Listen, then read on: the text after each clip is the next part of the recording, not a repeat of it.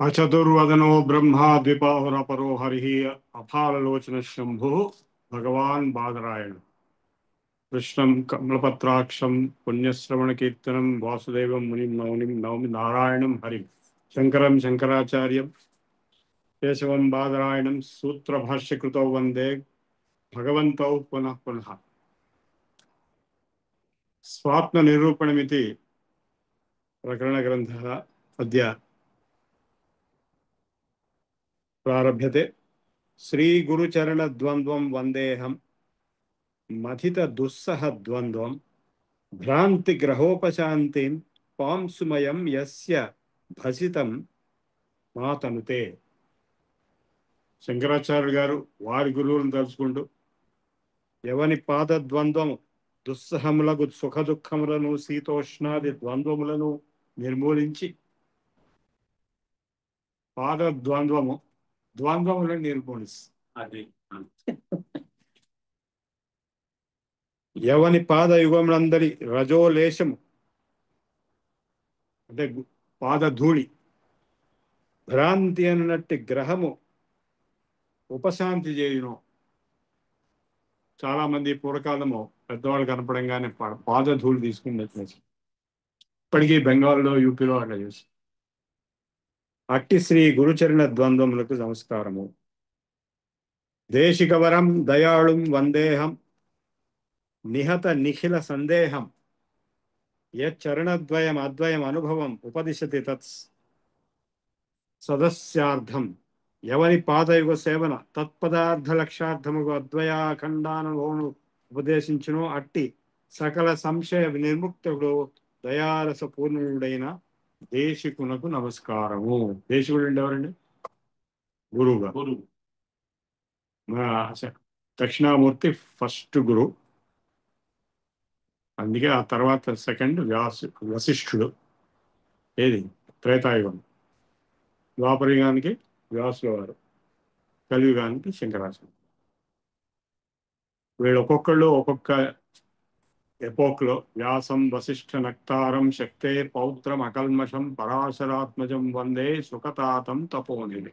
వాళ్ళందరూ ఒక్కొక్కళ్ళు ఎట్లా ఉన్నారు చూడండి. వశిష్ఠుడు త్రేతాయుగానికి గురువు, రాముల వారి గురువు, ఆయన మనమడు వ్యాసుడు ద్వాపరయుగానికి గురువు, మధ్యలో పరాశరుడే అద్భుతమైన కార్యాలయం చేశాడు. జ్యోతిష్ శాస్త్రం మొత్తం పరాశర హోరాల శాస్త్రం ఉంది. మహాభక్తుల్లో మహాయోగుల్లో ఆయన పరాశరుడు ఉన్నాడు. తర్వాత వ్యాసుడి కొడుకు శుకుడు. శుకుడు కంటే మించినటువంటి జ్ఞాని ఇంకొకడు లేడు.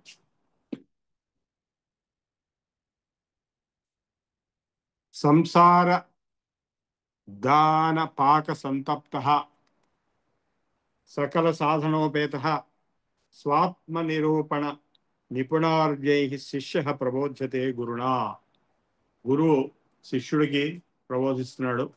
ఆ శిష్యుడు ఎట్లా ఉన్నారు? సంసారం నుండి దావ పాక సంతప్త. ఒక కుండలో ఉడికిపోతుంటే ఎట్లా ఉంటుందో కింద మంట పెట్టి సంసారమైనటువంటి మంట. నేను మీకు చెప్పక్కర్లేదు, మీరు ఇక్కడికి వచ్చేంత వరకు ఆ మంటలో మనం అందరం ఉన్నాము. అది భయంకరమైన దుఃఖం. సకల సాధనోపేత స్వాత్మ నిరూపణ నిపుణైర్వాక్యై శిష్య ప్రబోధ్యతే గురుణం. ఈ సంసారం అనేటువంటి దావానల నుంచి బయటపడాలంటే జ్ఞానాన్ముక్తి. ఏ జ్ఞానము? వేరే విషయాల మీద జ్ఞానం కాదు. అధ్యాత్మ జ్ఞాన నిత్యత్వం తత్వజ్ఞానార్థం ఏతజ్ఞానం ఇది ప్రోక్తం. అజ్ఞానం యతతో అన్యథా. మిగిలిన మ్యాథమెటిక్స్, ఫిజిక్స్, పొలిటికల్ సైన్స్ ఇవన్నీ కూడా అజ్ఞానం కింద, అవి జ్ఞానం కింద రావు. కేవలం అధ్యాత్మ జ్ఞానం ఒకటే జ్ఞానం. సో అధ్యాత్మ జ్ఞానం అంటే ఆత్మజ్ఞానం. అది ఆత్మ జ్ఞానం అంటే ఆత్మజ్ఞానం. స్వాత్మ నిరూపణ నిపుణై వాక్యై.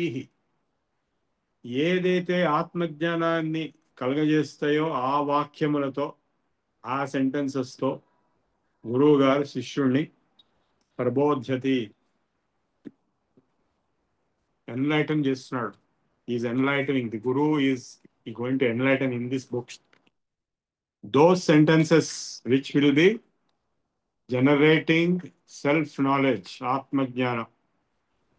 First अस्तिन्वयमित्यस्मिन्नर्धे कस्यास्ति संशयः पुंसः అత్రాపి సంశయశ్చేత్ సంశయితాయః స ఏవ భవసి త్వం. నేను ఇంతకుముందు చాలాసార్లు చెప్పాను, నేను ఉన్నానా లేనా అని డౌట్ ఏమైనా ఉంటే ఎవరికైనా నేను అనేది ఉన్నదని చెప్తారా, లేదని చెప్తారా, డౌట్ఫుల్ అని చెప్తారా? ఉన్నదని చెప్పాల్సి వస్తుంది. లేదని చెప్తే మరి చెప్తున్నది ఎవరు అనే క్వశ్చన్. డౌట్ఫుల్ అనేది కూడా వ్యాలిడ్ కాదు. నేను అనేది లేకపోతే నేను డౌట్ఫుల్ అని ఎట్లా చెప్తున్నా? సో నేను అనేది ఉన్నది ఒప్పుకోవాలి. అస్తి స్వయం ఇది అస్మిన్ అర్థే కస్యాస్తి సంశయ పుంస, ఎవరికి డౌట్ సంశయం ఎవరికి లేదు. అత్రాపి సంశయశ్చేత్, ఒక్కవేళ ఎవరికైనా డౌట్ ఉంటే ఆ డౌటర్ని ఏమని అడగాలి? యహ సయేవ భవసిత్వం, అదే అయ్యా నువ్వు ఉన్నావు కాబట్టి నువ్వు ఉన్నావా లేదా అని డౌట్ పడుతున్నావు. నువ్వు అనేవాడు ఉంటే కదా ఫస్ట్ డౌట్ కానీ లేదని అంటే కానీ ఇచ్చేది, కాబట్టి నువ్వు ఉన్నావని ఒప్పుకోవాల్సి వస్తుంది. అస్తి స్వయం, తాను స్వయంగా నున్నాడు, ఈ విషయమై ఎవరికి సందేహం కలుగును.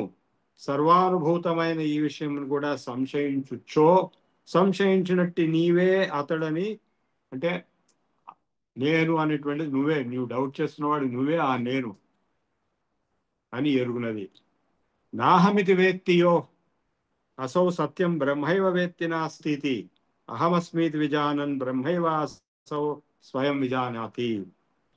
బ్రహ్మమే లేదు అని అనుకొనుట, నేను లేను అనుకొనుట అవును. ఎట్లాగూ అంటే ఇప్పుడు నాస్తికులు ఉంటారు, నేనున్నాను ఒప్పుకుంటాడు కానీ బ్రహ్మం లేడు అంటాడు, భగవంతుడు లేదంటాడు. అట్లు తలచువాడు అసన్ అగును, బ్రహ్మం ఉన్నాడని గుర్తించడం, నేనున్నాను గుర్తించడం అగును. అట్టివాడు సద్రూపుడు అవుతున్నాడు. అదే చెప్పాను మీకు, ఎగ్జిస్టెన్స్. భగవంతుడు ఉన్నాడా లేదా అనేది పక్కన పెడితే నేనున్నాను మటుకు తప్పనిసరిగా ఒప్పుకోవాల్సి వస్తుంది నాస్తికుడు కూడా. అంటే ఎగ్జిస్టెన్స్ ఒప్పుకోవాల్సి వచ్చింది, అంటే సత్ లక్షణాన్ని ఒప్పుకోవాల్సి వచ్చింది. సో సత్ నాసతో విద్యతే భావో నో భావో విద్యతే సతః, ఎక్కడుంది అది? భగవద్గీత 2వ అధ్యాయంలో. భావము సత్ ఏదైతే ఉన్నదో దానికే ఎగ్జిస్టెన్స్ ఉంటుంది, దానికే రికగ్నిషన్ ఉంటుంది, దాన్నే కాగ్నిజెన్స్ ఉంటుంది. లేని దానికి కాగ్నిజెన్స్ ఉండదు, ఎగ్జిస్టెన్స్ ఉండదు. లేనిది ఉన్నట్టుగా చెప్పడం అనేది మిథ్యా, మాయ అవుతుంది.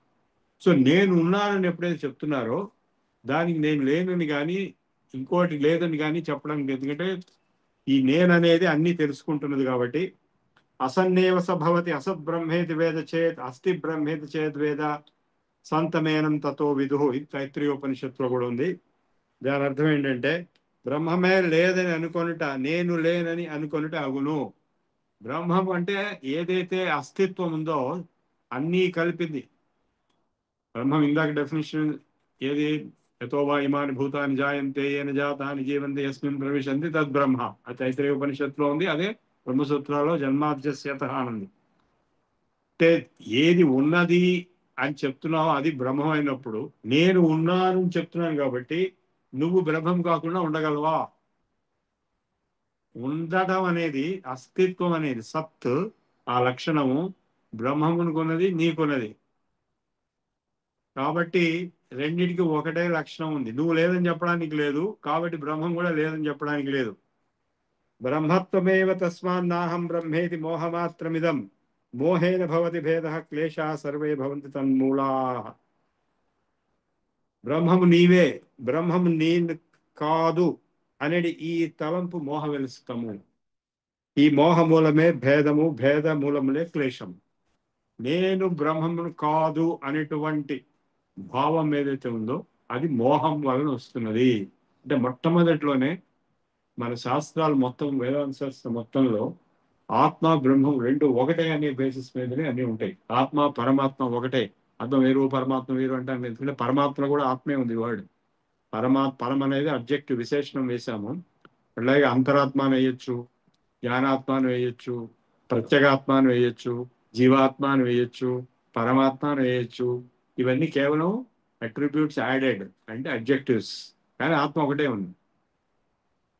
ఇప్పుడు ఈ క్షణంలో మీ అందరికీ నేను నేను నేను అనే ఆత్మ అవగాహన వేరుగా ఉన్నప్పటికీ ఆ తత్వం ఒకటే. ఎట్లాగైతే ఈ గదిలో ఆకాశము, ట్రంప్ గదిలో ఆకాశము, పుటిన్ గదిలో ఆకాశము, ఇన్ని ఆకాశాలు వేరుగా ఉన్నప్పటికీ ఆకాశం ఒకటే అనేది మనకు తెలుసు. అట్లాగే ఆత్మతత్వము, ఇన్ని రకాల ఆత్మలు ఉన్నప్పటికీ ఆత్మ ఒకటే అయి ఉండాలి. వేదాంత శాస్త్రంలో తత్వజ్ఞానం బుద్ధితో వివేచనతో వస్తుంది, లాజిక్. మూర్ఖులకి అర్థం కాదు. ఎప్పుడైతే నేను బ్రహ్మమును కాదు, నేను జీవుడను అనుకుంటావో, నేను XYZ, వెంటనే నీకు క్లేశములన్నీ వచ్చేస్తాయి. మోహం వల్లే అది, మోహం వల్ల క్లేశములు. క్లేశ పంచకమిదం భజతే కృతకోశ పంచక వివేక అతయేవ పంచకోశాన్ కుశలదేహ సతతం విచింత్వంతి. అన్నమయాది పంచకోశములు వివేకము గల జ్ఞాని పంచక్లేశములను పొందడు. కాన నిపుణమతులు నిరంతరము పంచకోశ వివేచనం చేయదు. అంటే నేను శరీరము అనుకునేది ఒక లెవెల్, పంచకోశములో అన్నమయ కోశము, ప్రాణమయ కోశం. నాకు ప్రాణం బాగాలేదు, నా ప్రాణం పోతుంది, నా ప్రాణం వచ్చింది, ఇట్లా చేసేది ప్రాణమయ కోశం. తర్వాత మనోమయ కోశం, అంటే రకరకాల ఆలోచనలు, రకరకాల హావభావాలు, రాగద్వేషాలు, కామక్రోధాలు, ఇవన్నీ మనస్సు. ఇవన్నీ కాక బుద్ధి అంటే విజ్ఞానమయ కోశం. ఇప్పుడు మనం ఉన్నది విజ్ఞానమయ కోశంలో ఉన్నాం. అంటే మీకు అన్నమయ కోశం ఉంది, ప్రాణమయ కోశం ఉంది, మనోమయ కోశం ఉంది, విజ్ఞానమయ కోశం ఉంది, ఇప్పుడు ఉంది. అందులో మాట్లాడుతున్నాం మనం. ఆనందమయ కోశం కూడా ఉంది, అందులో మాట్లాడేది ఏం లేదు, కేవలం అనుభవించేది. ఆనందం మీరు ఎప్పుడప్పుడు అనుభవించుంటారు కదా, కనీసం చిన్నప్పుడు అనుభవించుంటారు, లేదా ఏదైనా గొప్ప సంఘటన జరిగినప్పుడు, ఏదో ప్రమోషన్ వచ్చిందనో, అవార్డు వచ్చిందనో, లేకపోతే పుత్రుడు పుట్టాడనో, లేకపోతే లాటరీ వచ్చిందనో, లేదో ఈ లెక్చర్కి వస్తే వద్దామని, ఏదో ఒక ఆనందం మీకు ఉంది కాబట్టి మీరు ఇక్కడికి వస్తున్నారు, లేకపోతే రారు. సో ఆ ఆనందం అనేది మీలో సహజంగా ఉంది. సో ఈ పంచకోశ వివేచన ఎవరు చేయగలరు అంటే బుద్ధిమంతులు, వివేకులు చేయగలరు. అది లేనివాడు ఏం చేయలేడు, తాను దేహం అనే అనుకుంటాడు. పాశ్చాత్యులు, వీళ్ళు నాస్తికులు, వీళ్ళందరూ నేను దేహాన్ని అనుకుంటారు. అంటే మరి ఇంతకుముందు చెప్పాం కదా, దేహంలో మాంసము, రక్తము, మేము ఇవన్నీ నేను ఎట్లా అవుతాను? నేను జ్ఞానమయం. అంటే నేను అనే తత్వం జ్ఞానమయమైంది, మాంసమయమైంది కాదు, రక్తమయమైంది కాదు, అస్థిమయమైంది కాదు. అట్లాగే ఒక్కొక్క కోశం రిజెక్ట్ చేశారు. ఇంతకుముందు ఇంతకుముందు చదివినటువంటి ప్రబోధ సుధాకరంలో, అంతకుముందు చదివినటువంటి అపరోక్షానుభూతిలో, ఆత్మబోధలో కూడా ఈ పంచకోశ నింద జరిగింది. ఇవన్నీ నేను కాదు అనేది ఈజీగా ప్రూవ్ చేశాను చాలాసార్లు. ఈ పంచకోశములు ఉండటం వల్లనే ఐడెంటిఫికేషన్, పంచక్లేశములు వస్తున్నాయి. అది మన పతంజలి చెప్పాడు. అవిద్యాస్మిత రాగద్వేషాభినివేశ క్లేశ అవిద్యా క్షేత్రముత్తరేషాం ప్రసుప్త తనువిచ్ఛిన్నోదాహరణ. ఈ ఐదుటికి ఒకటే రూట్, ఫౌండేషన్ అవిద్య. అవిద్య అంటే ఏంటంటే నిజాన్ని అబద్ధం అనుకోవడం, అబద్ధాన్ని నిజం అనుకోవడం, అనిత్య అశుచి దుఃఖ అనాత్మసు నిత్య సత్య సుఖాత్మ ఖ్యాతి అవిద్య. అనిత్యమైన దాన్ని నిత్యం అనుకోవటము, అశుచైన దాన్ని శుచి అనుకోవటము, ఇట్లా ఆపోజిట్లు నమ్మటం అనేది అవిద్య.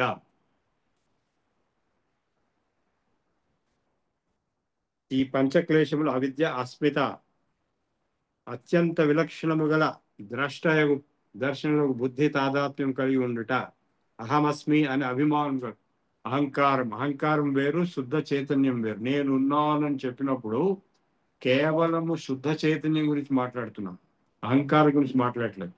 అహంకారం తర్వాత వస్తుంది. నేను ఫలానా అని ఐడెంటిఫికేషన్ సపరేట్గా వచ్చినప్పుడు అహంకారం వచ్చింది పిక్చర్లో. లేకపోతే అహంకారం కేవలం శుద్ధ చైతన్యం, ఆత్మస్వరూపం. అది అస్మిత. అస్మిత అనేది అహంకారం.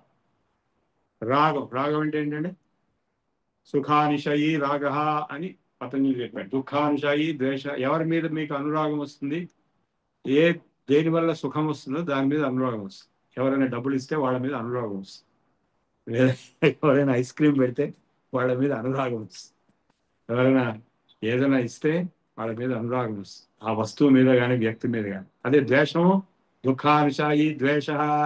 ఎవరి నుంచి అయితే దుఃఖం వస్తుందో వాళ్ళ మీద ద్వేషం వస్తుంది. అవునా కదా? ఏ వస్తువు నుంచి దుఃఖం వస్తున్నదో దాని మీద ద్వేషం.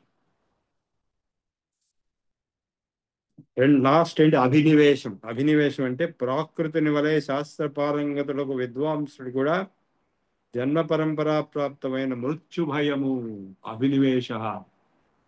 పండితులకి కూడా మృత్యు అంటే భయం, అన్నిటికంటే గొప్ప భయం, మహద్భయం మృత్యు భయం. అది అభినివేశం అని. అది ఎవరికి పోతుంది? కేవలం ఆత్మజ్ఞానికి పోతుంది, జీవన్ముక్తుడికి పోతుంది. సాంఖ్యులు వీనిని పంచ విపర్యయములు అందరూ. ఇందు అవిద్యకు తమస్సనియు, అస్మితకు మోహమనియు, రాగమునకు మహామోహమనియు, ద్వేషమునకు తామిశ్రమనియు, అభినివేశముకు అంధతామిశ్రమనియు వ్యవహారం కలదు. అంటే సాంఖ్యంలో ఉంది, యోగంలో ఉంది, వేదాంతంలో ఉన్నాయి ఈ క్లేశాలు. అవి అన్ని చోట్ల ఉన్నాయి. అది మనకి ప్రతిరోజు కనపడుతూనే ఉన్నాయి. అవి లేవంటానికి లేదు. ఈ 5 క్లేశాలు, క్లేశమూల. సో యోగ సూత్రాల్లో వీటి మీద బాగా డీటెయిల్ డిస్కషన్ జరిగింది. ఈ క్లేశాలని ఎట్లా అధిగమించాలి అనేది యోగ సూత్రంలో ఈశ్వర ఉపాసన వల్ల అధిగమించవచ్చు అని చెప్పాడు. ప్రణవోపాసన, ఓంకార ఉపాసన వల్ల క్లేశ కర్మ విపాకాశయపరామృష్ట పురుష విశేష ఈశ్వర. ఈశ్వరుడు అంటే ఎవరంటే క్లేశము లేనివాడు, కర్మ లేనివాడు, కర్మ బంధం లేనివాడు. సో అటువంటి ఈశ్వరుడి యొక్క సంజ్ఞ పేరేంటి? ఓంకారం. తస్య వాచక ప్రణవ. ఆ జపస్తదర్థభావనం, ఆ ప్రణవంని రిపీట్ చేయడము, దాని అర్థం మీద ధ్యానం చేయడం వల్ల తత ప్రత్యక్షేతనాధిగమోపి అంతరాయాభావశ్చ, అంతరాయములన్నీ పోతాయి. అంతరాయములంటే వ్యాధి, త్యాన, సంశయ, ఆలస్య, విరతి, భ్రాంతి, దర్శనాలబ్ధ భూమికత్వానిదే అంతరాయా. దుఃఖ దౌర్మనస్య అంగమేజే శ్వాస ప్రశ్వాస విక్షేప సహభువ. యోగా వేదాంత రెండు ఒకదానికొకటి కాంప్లిమెంటరీ, వేడి నీళ్ళు చన్నీళ్ళు కలుపుకున్నట్టుగా. వేదాంతంలో కేవలం థియరీ ఉంటుంది, యోగ శాస్త్రంలో కేవలం ప్రాక్టీస్.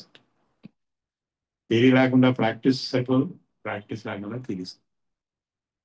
కనుక రెండూ ఉండాలి. అందుకే యోగ సూత్రాల్లో ఏమి ప్రాక్టికల్ అదే చెప్పారు.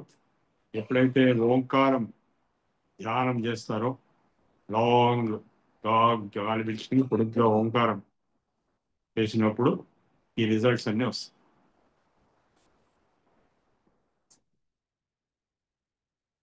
అన్న ప్రాణ మనోమయ విజ్ఞాన ఆనంద పంచకోశానాం ఏకైకాంతరభాజాం భజతి వివేకాత్ ప్రకాశతామాత్మా.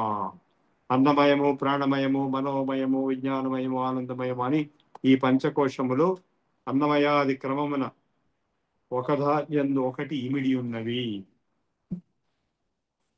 లోపల డాట్ పెడితే నేను అనే తత్వం ఒక సర్కిల్ దానికి చుట్టుకిస్తే అది ఆనందమయ కోశం. ఆ సర్కిల్ చుట్టూ ఇంకో సర్కిల్ చేస్తే అది విజ్ఞానమయ కోశం. ఆ సర్కిల్ చుట్టూ ఇంకో సర్కిల్ చేస్తే అది మనోమయ కోశం. ఆ సర్కిల్ చుట్టూ ఇంకో సర్కిల్ చేస్తే అది ప్రాణమయ కోశం. ఆ సర్కిల్ చుట్టూ ఇంకో చేస్తే చనిపోయినప్పుడు ఏం జరుగుతుంది? అన్నమయ కోశం చనిపోతుంది. 10 రోజుల తర్వాత ప్రాణమయం కోసం కూడా జరుగుతుంది. అందుకే 10 రోజుల కర్మంతో ఉంటుంది. ఈ మనోమయ, విజ్ఞానమయ, ఆనందమయ కోశాలు ఎప్పుడు చనిపోవు. అవే నెక్స్ట్ జన్మ. ఇది అన్నీ కలిపి సూక్ష్మ శరీరం అన్నది. ఏది? ఈ మూడు కలిపి, మనోమయ, విజ్ఞానమయ, ఆనందమయ మూడు కలిపి సూక్ష్మ శరీరం. స్థూల శరీరం అన్నమయ కోశం, ప్రాణమయ కోసం మధ్యలో ఉంది. అది కూడా స్థూలం కింద, స్థూలం సూక్ష్మ రెండింటికి కనెక్షన్. సో ఈ పంచకోశ శుద్ధి అనేది కూడా ఉంది యోగ శాస్త్రంలో. కాయశుద్ధి అనేకటువంటి ఆసనాలు, క్రియలు, nose cleaning, stomach cleaning, intestine cleaning కూడా ఉంది. శంఖ ప్రక్షాళన 27th నాడు మేము ఒక 50 మందికి చేస్తున్నాం ఆన్లైన్లో. ఇంటెస్టైన్స్ మొత్తం క్లీన్ అయిపోతుంది. కాయశుద్ధి. మామూలుగా వేదాంతం చెప్పేవారు, వినేవారు, వాళ్ళకి కాయశుద్ధి ఉండదు, రకరకాల ప్రాబ్లమ్స్ ఉంటాయి బాడీలో. వాళ్ళ తప్పంటానికి నేను చెప్పట్లేదు, హెల్త్ ప్రాబ్లమ్స్ ఉంటాయి అందరికి. అట్లాగే ఎప్పుడైతే బాడీ సరిగా ఉండదో, కూర్చోవడం కూడా చేత కాదు ఎక్కువసేపు, ఇంకా అప్పుడు ప్రాణమయ కోశం కూడా డిస్టర్బ్ అయి ఉంటుంది. ఈ అన్నమయ కోశానికి, ప్రాణమయ కోశానికి దగ్గర సంబంధం ఉంటుంది. ఎట్లాగైతే హస్బెండ్ వైఫ్, హస్బెండ్ డిస్టర్బ్ అయితే వైఫ్ డిస్టర్బ్ అవుతుంది, వైఫ్ డిస్టర్బ్ అవుతుంది హస్బెండ్ డిస్టర్బ్. అట్లాగే బాడీ డిస్టర్బ్ అవుతే ప్రాణం కూడా డిస్టర్బ్ అవుతుంది. ప్రాణం డిస్టర్బ్ అవుతే బాడీ కూడా డిస్టర్బ్. ప్రాణమయ కోశంలో ఉండేటువంటి అవకతవకలు, ఇంప్యూరిటీస్ బాడీలో డిజీజెస్ కింద కనపడుతుంది. ఆ ప్రాణమయ కోశాన్ని మొత్తము ఈ నాడుల్లోంచి, నాడులు ఉన్నాయి, ఆ నాడుల యొక్క జంక్షన్స్ చక్రాలు, షట్చక్రంలో ఏవైతే మేజర్ చక్రాస్, ఆ చక్రాస్ చుట్టూ ఉండేటువంటి ఆర్గన్స్ ఆ చక్రాలు కంట్రోల్ ఉంటాయి. ఆ షట్చక్ర నిరూపణ, షట్చక్ర ప్యూరిఫికేషన్ అనేది ప్రాణాయామంతో సాధ్యం. ఆసనాలు, ప్రాణాయామం. ఎప్పుడైతే ప్యూరిఫికేషన్ ప్రాణమయ కోశంలో జరుగుతుందో అన్నమయ కోశంలో రోగాలు కూడా ఆటోమేటిక్గా నయమైపోతాయి. అది యోగా టెక్నిక్ అంటే అదే. మూడోది మనోమయ కోశం. ఈ మనోమయ కోశము పూర్వజన్మ నుంచి వచ్చింది. ఇప్పుడు మా అక్కయ్య గారు ఒక ఆవిడ 4 రోజుల కిందట వెళ్ళిపోయింది. ఆమె 82 ఆరోగ్యంగా బతికింది. లాస్ట్ 6 months క్యాన్సర్ ఎందుకు వచ్చింది తెలియదు. ఆమె మహానిష్టతో ఆ రోజు పొద్దున 5 గంటలకు లేచి వారం రోజుల కింద వరకు కూడా స్నానం చేసి అట్లా ఉండేటువంటి వ్యక్తి ఎందుకు వచ్చింది అంటే వాళ్ళ అమ్మమ్మకు కూడా వచ్చింది. వాళ్ళ అమ్మమ్మకి ఎందుకు వచ్చింది అంటే వాళ్ళ అమ్మమ్మకి వచ్చిందో తెలియదు. ఏదో మొత్తానికి పూర్వకాలం ఉంది, అది ఇక్కడ వచ్చి పట్టుకుంది. అదే ఇప్పుడు రామకృష్ణ పరమహంస, రమణ మహర్షి లాంటి వాళ్ళు వేరే వాళ్ళ కన్నా వీళ్ళకు అది క్లియర్గా రాశాడు. వాడెవడో వాడి పేరు ఏదో ఉంది, వాడు ముందే అపాయింట్మెంట్ తీసుకుని రామకృష్ణ దగ్గరికి నేను వస్తున్నాను అంటే వాడికి ఇట్లా ఉంటుంది. రామకృష్ణ. సో మనకేమో పూర్వకర్మ ఏముందో తెలియదు, ఏ జన్మలో ఏ పాపం చేసామో తెలియదు. మనమే కాదు, మన తల్లి తండ్రులు లేకపోతే అమ్మమ్మలు తాతయ్యలు వాళ్ళకున్నా కూడా మనకి వస్తాయి, రావచ్చు. సో ఈ మనోమయ కోశంలోనే వస్తున్నాయి. అందులోంచి ప్రాణమయ కోశంలోకి లీకేజ్,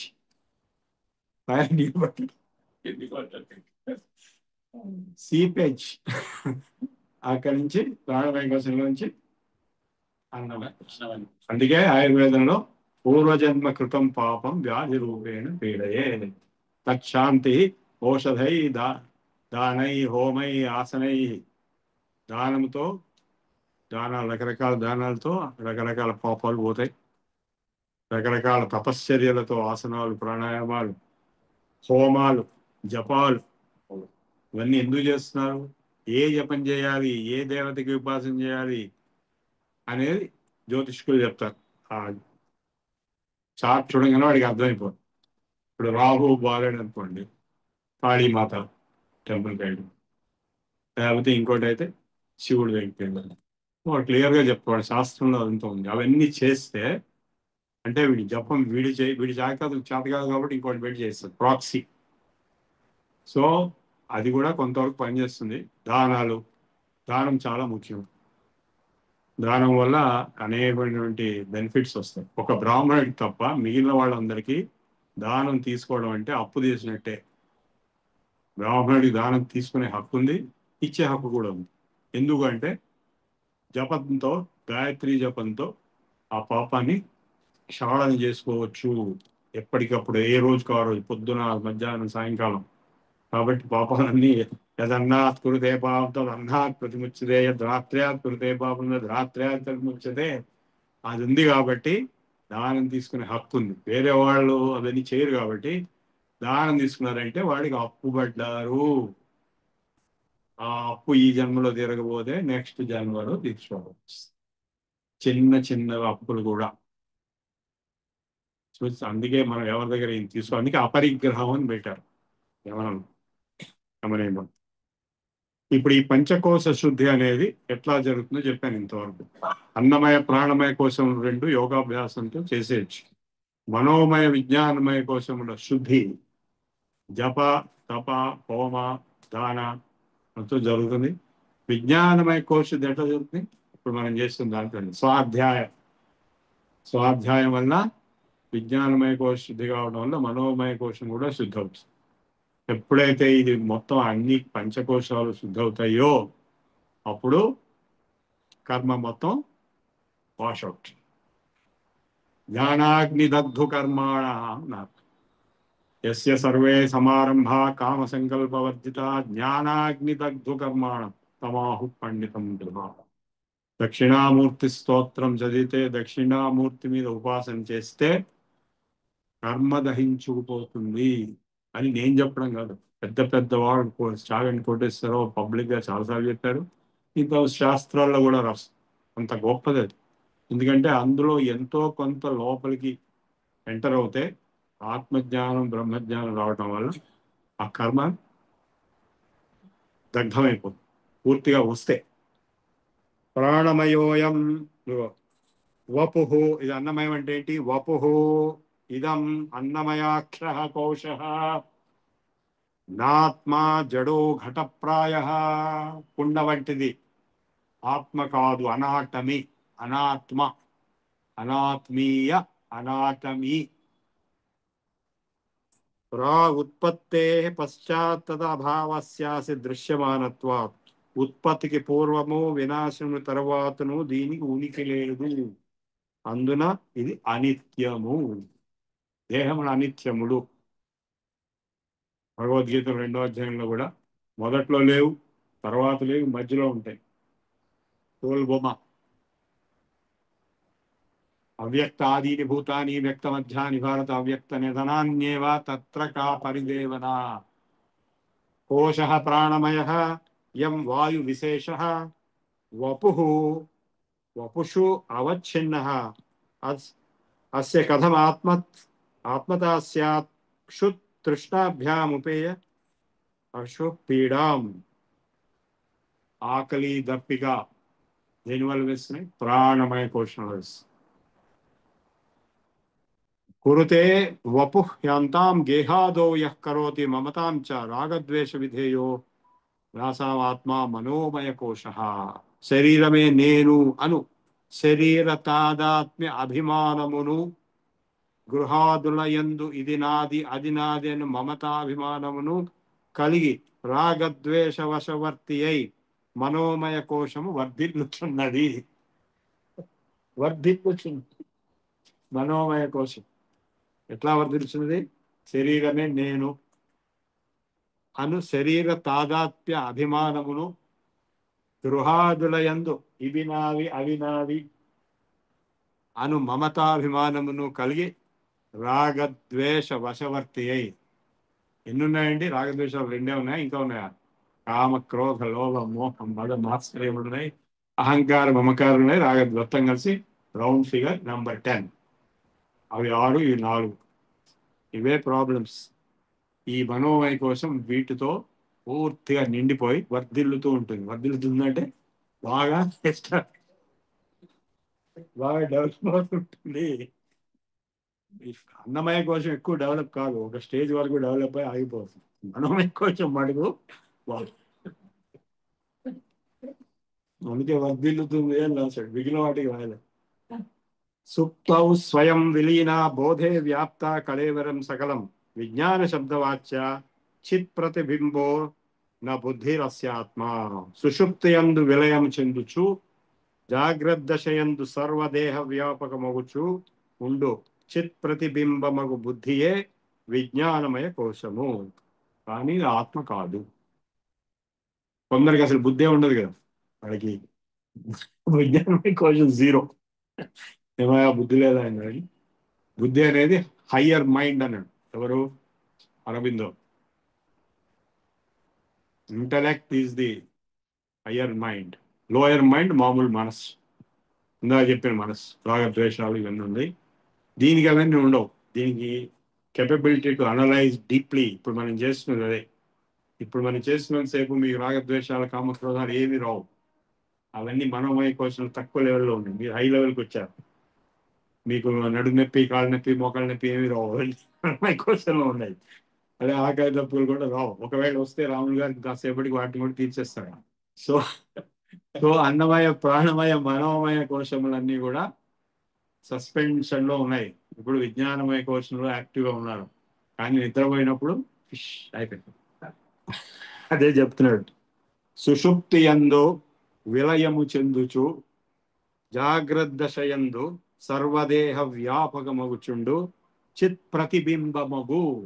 అంటే చైతన్యానికి ప్రతిబింబము అన్నాడు, రిఫ్లెక్షన్. ఆ బుద్ధియే విజ్ఞానమయ కోశము. ఇది ఆత్మ కాదు. ఆత్మ అంటే నేను. ఎందుకంటే బుద్ధి లేని వాడు కూడా ఉన్నాడు కదా, అంటే వాడికి ఆత్మ ఉంది కదా. అంటే విజ్ఞానమయ కోశం లేకుండా కూడా ఉంటున్నాం, నిద్రపోయినప్పుడు కూడా మనం ఉంటున్నాం కాబట్టి బుద్ధి మనం కాలేదు. మనకి ఒకప్పుడు బుద్ధి లేదు, చిన్నపిల్లలకి అసలు ఏం బుద్ధి ఉండదు, గ్రాడ్యువల్గా బుద్ధి డెవలప్ అవుతుంది. స్వయం ప్రకాశముకు ఆత్మ చైతన్యమునకు చిత్ అని పేరు. చిత్ అంటే కాన్షియస్నెస్, ప్యూర్ కాన్షియస్నెస్. సుప్తిగతై సుఖలేశైరభిమనుతే యః సుఖీ భవామీతి ఆనందకోశ నామాసో అహంకార కథం భవేదాత్మా. ఆనందమయ కోశం అనేది ఇంకోటి ఉంది. హాయిగా నిద్రపోయినానండి, ఆనందంగా ఉంది, అది కూడా ఆత్మ కాదు, అది ఇంకా సెట్లెస్ట్ అన్నమాట.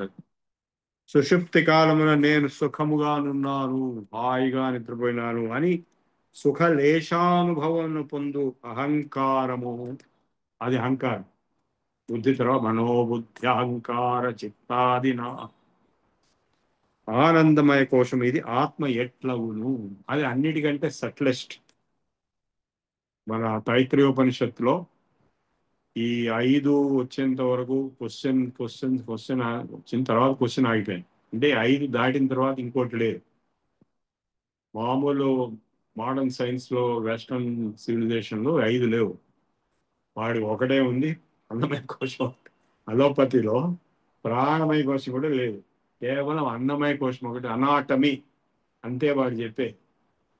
ఈ ప్రాణమయ కోశం అనేది రేకీలో ఉంది, ప్రాణిక్ హీలింగ్ లో ఉంది, ఆయుర్వేదంలో ఉంది, యోగ శాస్త్రంలో ఉంది. మనోమయ కోశం, విజ్ఞానమయ కోశం అన్ని అందరికీ తెలిసిన విషయమే.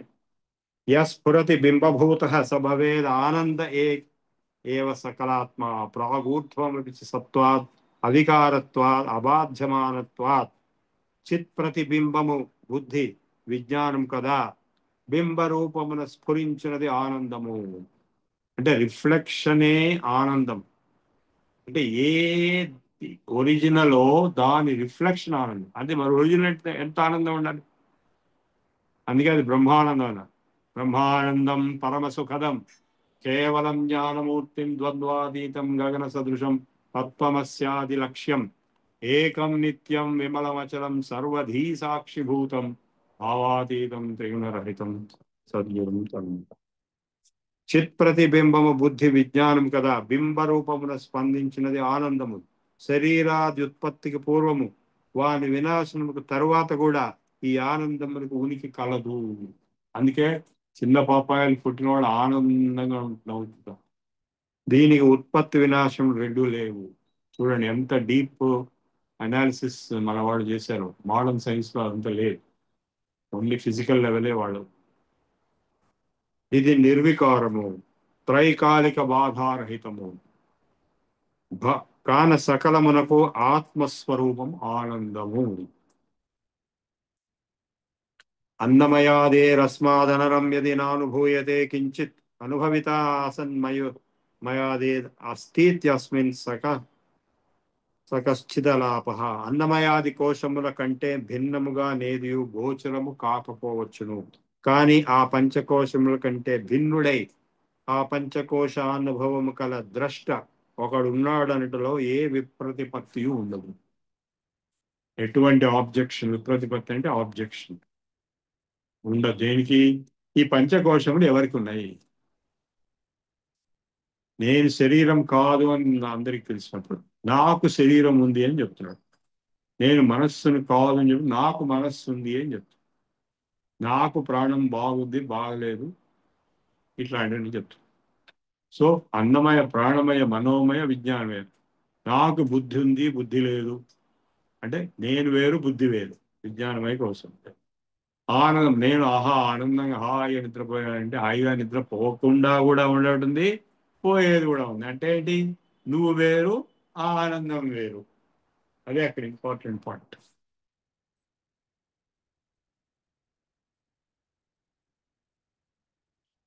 అన్నమయాదే రస్మాదనరం యది నానుభూయతే కించిత్ అనుభవిత అన్నమయాదే అస్థిత్యస్మిన్ సకశ్చిద అపరాపః స్వయమేవానుభవత్వాద్ యద్యపి ఏతస్య నానుభవత్వం సకృతస్య శంకా న భవేత్ బోధస్వరూప సత్తాయ. ఇవన్నీ నేను అనుభవిస్తున్నాను అని చెప్తున్నాను కానీ ఈ అనుభవించే వాడిని అనుభవించేది ఇంకోటి లేదు. ఇవన్నీ అనుభవిస్తున్న వాడు ఎవడైతే ఉన్నాడో అదే ఆత్మ. నేను నేను అనుభవించేది ఇంకో అనేది లేదు.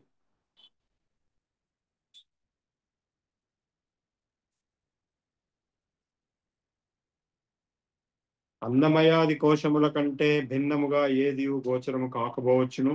కానీ ఆ పంచకోశముల కంటే భిన్నుడై ఆ పంచకోశ అనుభవం కల ద్రష్ట ఒకడున్నాడనటలో ఏ విప్రతిపత్తి ఉండదు.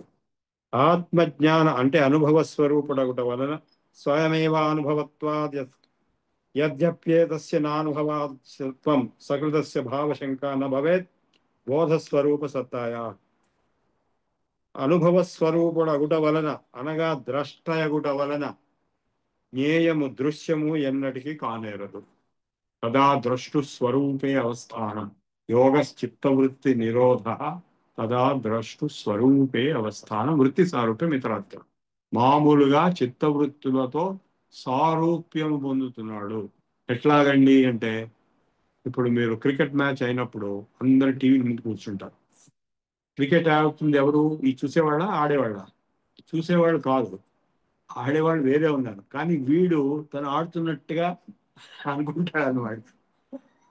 సినిమా చూడ అంతే, సినిమా చూస్తే కూడా ఆ సినిమా వీడికి అయినట్టుగా వీడికి అనిపిస్తుంది. అట్లా అనిపించడం కోసం వాళ్ళు సినిమా తయారు చేశారు, వాళ్ళు ఆడుతున్నారు. అంతా అబద్ధం. అనుభవ స్వరూపుడగుట వలన అనగా ద్రష్టయగుట వలన అంటే తదా ద్రష్టు స్వరూపేవస్థానం వృత్తి సారూప్యమితరత్ర. అంటే క్రికెట్ ఆడకుండానే క్రికెట్ ఆడినట్టుగా సారూప్యం ఏదైతే వచ్చిందో అట్లా ఈ చిత్తవృత్తులతో ఈ ఆత్మ అంటే నేను అవి చేస్తున్నాను అనుకుంటుంటాను చేయకుండానే. సో అది దృశ్యం. దృశ్యం ఎప్పుడు ద్రష్ట కాలేదు. అది వివేచన ఉండాలి. అవివేకులు దృశ్యమే నేను అనుకుంటారు. సినిమాలు ఏడుస్తుంటే కొందరు ఏడుస్తారు, ఎవరైనా చచ్చిపోయారు సినిమాలో. ఎంజీఆర్ చచ్చిపోయినప్పుడు కొందరు ప్రాణాలు తీసుకున్నారు, ఆత్మహత్యలు చేసుకున్నారు. ఆ సినిమా బట్టే ఓట్లన్నీ డీకే డిఎంకే వీళ్ళందరూ దాన్ని బట్టి ఓట్లు. అంటే మాయలో వాళ్ళు కోల్పడి మాయలో మాయలో మాయ. అసలు ఈ జగన్నాటకమే మాయ. అందులో వీడి సినిమా ఒక మాయ సృష్టిస్తాడు, ఇంకో రెండో మాయ లెవెల్. సో ఇట్లా మాయలో మాయలో మాయ. అనుభవతి విశ్వమాత్మా విశ్వేనాసౌ నానుభూయేత న ఖలు ప్రకాశ్యతే విశ్వమశేషం ప్రకాశయాన్ భాను. సూర్యుడు లోకమునంతయు ప్రకాశింపచేయును, కానీ లోకము సూర్యుని ప్రకాశింపచేయరాదు. అట్లే ఆత్మ జగత్తును ప్రకాశింపచేయును గాని జగత్తు ఆత్మని ప్రకాశింపచేయలేదు. ఈ దృశ్యమునకి సృష్టి స్థితి లయములు ఉన్నాయి. మీకు ఈ దృశ్యంలో జగత్తులో జగత్తు దృశ్యం, జగత్తులో కనపడే ప్రతి వస్తువుకి సృష్టి స్థితి లయం ఉంది. అంటే మన కళ్ళెదురుగా మనం ఎంతో మందిని పుట్టడం చూసాము, పెరగడం చూసాము, చనిపోవడం చూసాము. అట్లాగే వస్తువులు ఒకప్పుడు లేవు, తర్వాత వస్తే. ఇప్పుడు ఈ ఐఫోన్ నేను కొన్నది 1,25,000 పెట్టి మొన్నే కొన్నాను, అంతకుముందు లేదు. వాడు ఫ్యాక్టరీలో తయారు చేసి ఇచ్చాడు, నేను కొన్నాను, ఇప్పుడు ఉంది. కొనాలిగా అది పోతుంది. సో ప్రపంచం ఈ టేబుల్ కూడా అంతే. ఒకప్పుడు ఈ టేబుల్ లేదు, ఇప్పుడు ఉంది, తర్వాత పోతుంది. టైం డైమెన్షన్ అనేది డెఫినెట్ గా ఉంది ప్రతిదానికి. కానీ ఈ మూడు కూడా చూస్తున్న వాడు ఎవడైతే ఉన్నాడో ద్రష్ట, వాడికి ఇవి లేవు. ఏవి? పుట్టుగా సృష్టి స్థితి లయములు దృశ్యానికి కలవు కానీ ద్రష్టకు లేవు. అది ఇంపార్టెంట్ పాయింట్. ఇందాక మనం బ్రహ్మసూత్రాల్లో బ్రహ్మం యొక్క డెఫినేషన్ ఏం చేసాం? యతో వా ఇమాని భూతాని జాయంతే ఏన జాతాని జీవంతి యస్మిన్ ప్రవిశంతి తద్ బ్రహ్మాండం అన్నప్పుడు ఏమైంది? ఈ వస్తువులన్నీ జగత్తంతా కూడా ఎక్కడి నుంచి పుడుతున్నదో, ఎక్కడి నుంచి నిలబడుతున్నదో, ఎక్కడ ఎవ్వని చే జనించు జగం ఎవ్వని లోపల నుండి లీనమై ఎవ్వని అందుడి పరమేశ్వరుడెవ్వడు, మూల కారణం ఎవ్వడు, అనాది మధ్యలయుడెవ్వడు, సర్వముదాని అయిన వాడెవ్వడు. తర్వాత ఏంటి? ఆత్మజుని సెల్ఫ్. అక్కడ అట్లాగే రామదాస్ గారు కూడా అంతా రామమయం, ఈ జగమంతా రామమయం, అని సూర్యచంద్రులు, తారకులు, కొండలు, గుట్టలు, నదులు అన్ని చెప్పి చెప్పి అంతరంగమున ఆత్మారాముడు అనంత రూపుడై వింతలు జరుపగా అంతారామమయం. అంటే నీ ఆత్మారాముడే ఈ వింతలన్నీ చూపిస్తున్నాడు. అదే విశ్వం దర్పణ దృశ్యమానగరీ తుల్యం నిజాంతర్గతం పశ్యన్నాత్మని మాయయా బహిరివోద్భూతం నిధానిద్రయా.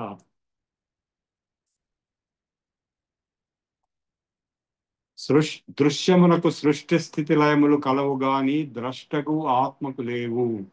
కాన జ్ఞానస్వరూపుడై సద్రూపమున సర్వదా విలసిల్లు ఆత్మకు వినాశనము కలుగునను శంకకు తావే లేదు. అందరు ఏమనుకుంటారు, వీడు చచ్చిపోతే వాడి ఆత్మ చచ్చిపోయింది. వాడి ఆత్మ చచ్చిపోదు, వాడు అట్లాగే ఉంటాడు. బాడీ చచ్చిపోయింది అంతే. ఆ 10 రోజుల తర్వాత ప్రాణిక్ బాడీ కూడా చచ్చిపోతుంది. కానీ ఈ 3 అట్లాగే ఉంటాయి మిగిలినవి. నెక్స్ట్ లైఫ్, ఒక లైఫ్ కి నెక్స్ట్ లైఫ్ కి మధ్యలో ఏం జరుగుతుంది? స్వర్గ నరకాలు. తన సంతోషమే స్వర్గము, తన దుఃఖమే నరకము. అయిపోయిన తర్వాత మళ్ళా జన్మ. శరీరం యదా అవాప్నోతి యచ్చ అప్యుత్క్రామతి ఈశ్వర గృహీత్వైతాని పంచేంద్రియముల్ని మనస్సుని తీసుకుని వెళ్ళాడు, మళ్ళా తీసుకుని వచ్చి దూరుతాడు. ఆ కర్మ అంతా వస్తుంది. ఆ కర్మ వచ్చినప్పుడే మీకు ఒక ప్రూఫ్ చెప్తాడు, చాలా ఇంపార్టెంట్ ప్రూఫ్. ఒక ఆయన పెద్ద గౌరీశంకర్ ఆయన ప్రామిస్ చెప్పాడు. ఈ గీతలు ఏవైతే ఉన్నాయో, ఈ గీతలో మొదటి 3 నెలల్లో ఉండవు. గర్భంలో జీవుడు ఎప్పుడైతే ఎంటర్ అవుతాడో ఈ గీతలు ఆ కర్మను చూపిస్తాడు. అందుకే మీరు ఏ పామ్స్ దగ్గరికి వెళ్ళి మీ పాము చూపించండి, వాడి జాతకం వేస్తాడు. ఆ జాతకం కరెక్ట్ ఉంటుంది. అస్ట్రాలజర్ వేసే జాతకము ఈ పాములో 2 ఒకటే. అంటే ఈ కర్మను చూపించేది ఇది. ఈ జాతకం కూడా కర్మ చూపిస్తుంది, పాము కూడా కర్మ చూపిస్తుంది. గీతలో లేని గిచ్చుకున్నారు. సో ఈ కర్మను చూపించేదే జాతకం. అంటే ఏంటి? పూర్వజన్మ చనిపోయినప్పుడు ఏ స్టేటస్ లో కర్మ ఉన్నదో అదే కర్మ ఇప్పుడు ఈ జాతకంలో రిఫ్లెక్ట్ అవుతున్నది. అందుకే ముందే 18 సూత్రాలు కూడా ఉన్నాయి. తే హ్లాద పరితాపల పుణ్య పుణ్యహేతుత్వ సతిమూలేత విభాతే జాత్యాయుర్భోగా. కర్మ విపాకం వలన జాతి, ఎక్కడ పుట్టావు, ఎటువంటి చోట పుట్టావు, ఆయుర్ ఎన్నాళ్ళు బతుకుతావు, ఏం భోగాలు అనుభవిస్తావు, ఈ 3 కూడా కర్మను బట్టే జరుగుతాయి. కర్మ ఉన్న పుట్టు జంతువు, కర్మ వచ్చి. సో ఈ కర్మను చూపించేదే ఇది, అదే జాతకం. 2 ఒకటే. మీరు పామిస్ దగ్గరికి వెళ్తే ఇదిగో ఇది జాతకం వేసిస్తాడు మీకు చూసేసి. ఆ జాతకంలో గ్రహాల యొక్క స్థితి మీకు పూర్వజన్మ వరకు, అనేక జన్మల వరకు నుంచి పూర్వజన్మ వరకు చనిపోయేంత వరకు చేసిన కర్మ అక్కడ ముద్రించబడి ఉంటుంది. అంటే గ్రహాలకి మనకి ఏం సంబంధం లేదు. యాక్చువల్గా గ్రహాలకి మన మీద ఎటువంటి ఇంట్రెస్ట్ లేదు. అవి వాడిగా అవి తిరుగుతున్నాయి. ఇప్పుడు గడియారం ముళ్ళు తిరుగుతుంటాయండి. మన మీద ఏమన్నా కనెక్షన్ ఉందా? వాటికి ఏం లేదు. మనము దాన్ని ఇంటర్ప్రిట్ చేసుకుంటాం. అవి ఇక్కడ 2 ముళ్ళు ఉంటే గడియారంలో, అక్కడ 9 ముళ్ళు ఉన్నాయి, అవి తిరుగుతుంటాయి. అవి ఎక్కడ ఏ పొజిషన్ బట్టి మన కర్మ ఇండికేట్ అవుతుంది. దీనికి ప్రూఫ్స్ చాలా ఉన్నాయి. ఒక ఆయన, మా తెలిసిన ఆయన, ఒక ఆయన వాళ్ళ కొడుకు గుడ్డివాడని చెప్పి, ఎందుకు గుడ్డివాడాడు అని చెప్పి రీసెర్చ్ చేయడానికి గుడ్డివాళ్ళ స్కూల్కి వెళ్ళాడు. గుంటూరులో గుడ్డివాళ్ళ స్కూల్ ఉంది. 120 మంది గుడ్డివాళ్ళ జాతక చక్రాలు తీసుకున్నాడు. తీసుకొని స్టడీ చేస్తే ఆ గ్రహ కూటమి సేమ్ ఉంది. ఆ పర్టికులర్ కూటమి గ్రహాలకు ఉన్నప్పుడు వాడు గుడ్డివాడే ఉంటుంది. దాని మీద ఆయన థీసిస్ సబ్మిట్ చేశాడు. ఎవరు? ఉస్మానియాలో కాదు, తెలుగు యూనివర్సిటీలో పిహెచ్డి. సో మన ఋషులు ఏం చేశారంటే ఈ డేటా అంతా అనలైజ్ చేసి ఈ శాస్త్రాలు తయారు చేస్తారు. సో ఆ ఎటువంటి పరిస్థితిలో పుట్టారు అనేది ఆ జాతకంలో ఉంటుంది. అదే మీకు ఆయుర్వేదంలో కూడా పూర్వజన్మ కృతం పాపం వ్యాధి రూపేణ పీడయే తత్శాంతి ఔషధై దానై హోమై ఆసనై. సో వాళ్ళు ఇప్పుడు అష్టాంగ హృదయం అని ఒక గ్రంథం ఉంది, ఆ ఆయుర్వేద గ్రంథం. అందులో జాతకాలు ఇచ్చాడు. ఈ జాతకం ఉంటే ఇట్లా ఉంటే వీడు డయాబెటీస్, ఈ జాతకం ఇట్లా ఉంటే వీడు ఆస్తమా, ఈ జాతకం ఇట్లా ఉంటే వీడు కుష్టు, ఈ జాతకం ఇట్లా ఉంటే వీడు గుడ్డి, ఇట్లా వీడు కుంటి అని అన్ని ఇచ్చాడు. Can you believe? ఎంత అడ్వాన్స్ చూడండి. మన మోడర్న్ సైన్స్ కంటే చాలా చాలా చాలా అడ్వాన్స్డ్. ఏమండి? మోడర్న్ సైన్స్ లో ఎవరు చెప్పలేరు ఇట్లా.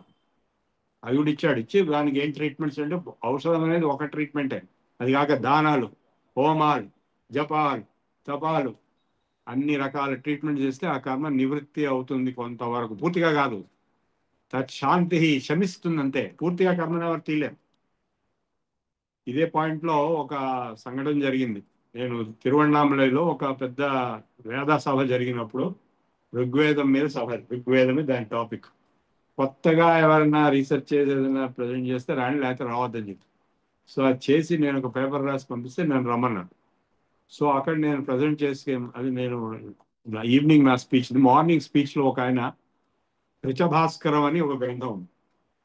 3 రుక్కులు, ఋగ్వేదంలో మంత్రాలు రుక్కులండి. ఆ 3 మంత్రాలని ఉపాసన చేస్తే సూర్యుడు మీద, అంటే సూర్య నమస్కారాలు ఇవన్నీ ఉన్నాయి, హృద్రోగం పోతుందని రాసింది. హార్ట్ ప్రాబ్లం పోతుంది. అక్కడ ఉన్న వాళ్ళు, ఆ పృచ్ఛకులు ఆయన అడిగారు, ఏమయ్యా పూర్వజన్మ కృతం పాపం వ్యాధి రూపేణ పెడేయదు కదా, అట్లాగే శంకరాచార్య గారు అవశ్యం అనుభోక్తవ్యం కృతం కర్మ శుభాశుభం, చచ్చినట్టు అనుభవించాల్సింది, చేసుకున్న కర్మ ఇంకోటి ఎవడు అనుభవించడు, ఎవరు చేసుకున్న వారికి చేసుకున్నంత బాధలేదు. అటువంటిప్పుడు ఇది ఎట్లా పోతుందయా అని అడిగారు. ఆయనకి ఏం తెలియదు, ఆయన పుస్తకం ఉంది పోతుంది, నేను చెప్తున్నాను అంతే. తర్వాత వాళ్ళల్లో వాళ్ళు పెద్ద వాదన చేసుకున్నారు. ఉద్దండ పండితులు 46 మంది ఉన్నారు మొత్తం ఇండియా నుంచి, అన్ని రకాల ఆశ్రమాల నుంచి, అన్ని రకాల ఇన్స్టిట్యూట్స్. ఇక్కడ మా సెంట్రల్ యూనివర్సిటీలో కోరాడు సుబ్రహ్మణ్యం గారు కూడా ఉన్నారు. వాళ్ళు చివరికి కంక్లూషన్ చేసింది అంటే కర్మ 3 రకాలు: దృఢ కర్మ, అదృఢ కర్మ, దృఢ కర్మ.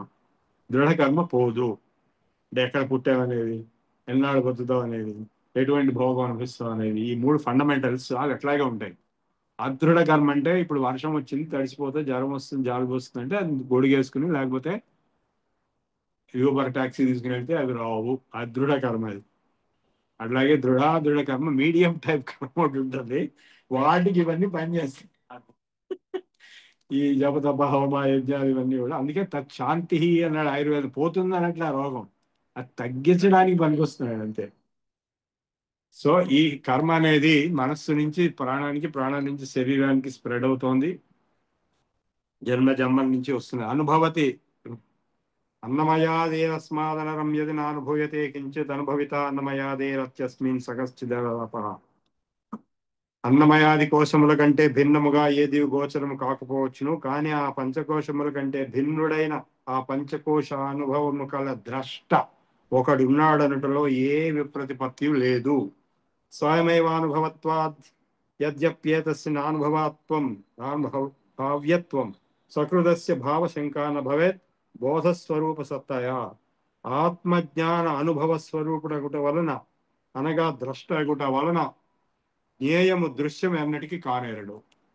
ఇక్కడే వెస్టర్న్ సైన్స్ కి మనకి చాలా పెద్ద తేడా ఉంది. ఏది మామూలు ఓల్డ్ సైన్స్, క్వాంటమ్ మెకానిక్స్ కాదు. క్వాంటమ్ మెకానిక్స్ రిలేటివిటీలో అబ్జర్వర్ని యాక్సెప్ట్ చేశారు, ద్రష్ట. ఓల్డ్ న్యూటోనియన్ క్లాసికల్ ఫిజిక్స్ ఏది ఉందో అందులో ద్రష్ట లేడు, only matter, energy, space time 4 ఉన్నాయి. వీడు అసలు లేడు.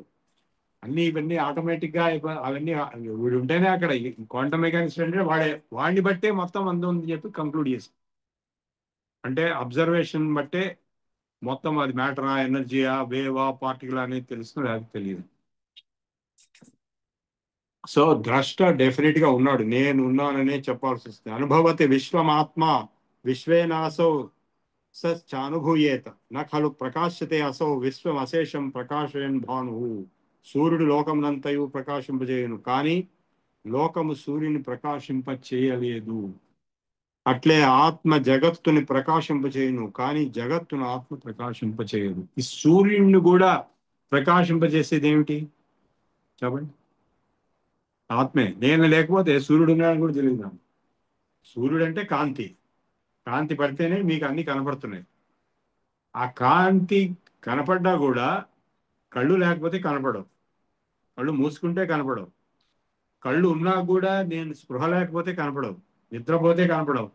అంటే నేను అనే తత్వం, అంటే మనస్సు, బుద్ధి, చిత్తము, అహంకారం ఇవన్నీ కాక ఈ కన్ను అంటే ఇంద్రియములు, అంటే అన్నమయ కోశం. ఈ అన్నమయ, ప్రాణమయ, విజ్ఞానమయ, ఆనందమయ 5 కోశములు ఉన్నప్పుడే మనకి జగత్తు స్ఫురిస్తున్నది. ఆ వీటన్నింటినీ ప్రకాశం చేసేది నేను అనేటువంటి ఆత్మతత్వం. అది లేకపోతే ఏమీ లేవు. ఈ సెంటర్లో ఉన్న ఆత్మ లేదనుకోండి, ఆ చుట్టూ ఉన్న సర్కిల్స్ ఎందుకు పనికిరావు. వన్ పక్కన 7 జీరోలు పెడితే కోటి అయింది, ఆ 1 తీసేస్తే జీరో మొత్తం. అనుభవతి విశ్వమాత్మ విశ్వేనాసౌ నానుభూయేత నఖలు ప్రకాశతే అసౌ విశ్వమశేషం ప్రకాశయన్ భాను తదిదం తాదృశమీదృశమేతావత్తావదేతి చ యన్న భవేత్ బ్రహ్మ తది అవధేయం నోచేద్ విషయో భవేత్ పరోక్షం చ. ఇది అది అని గాని, ఇట్టిది అట్టిది అని కాని, అంతది ఇంతది అని గాని చెప్పనలవి కానిది బ్రహ్మమని తెలియనది. ఇట్టిది అట్టిది ఇది అది అని చెప్పగలిగితే అది వస్తువు అయిపోతుంది, బ్రహ్మం కాదు. జగత్తులో ఒక చిన్న వస్తువు అయిపోతుంది, అన్డిఫైనబుల్.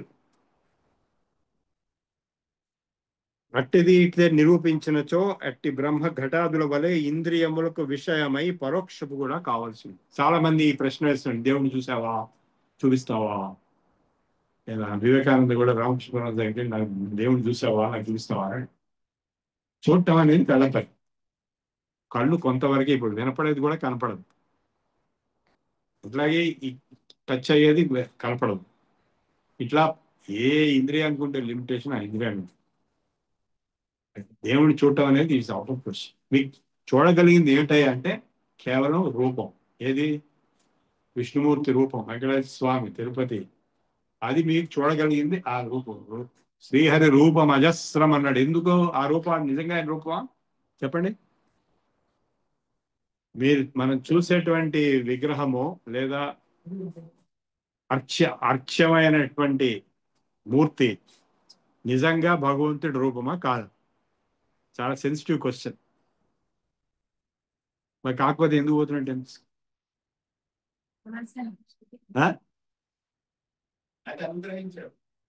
అట్లా కూడా కనపడ్డాడు ఒకసారి, 4 చేతులతో, శంఖ చక్ర గదా పద్మములతో. ఎవరు కనపడ్డాడు?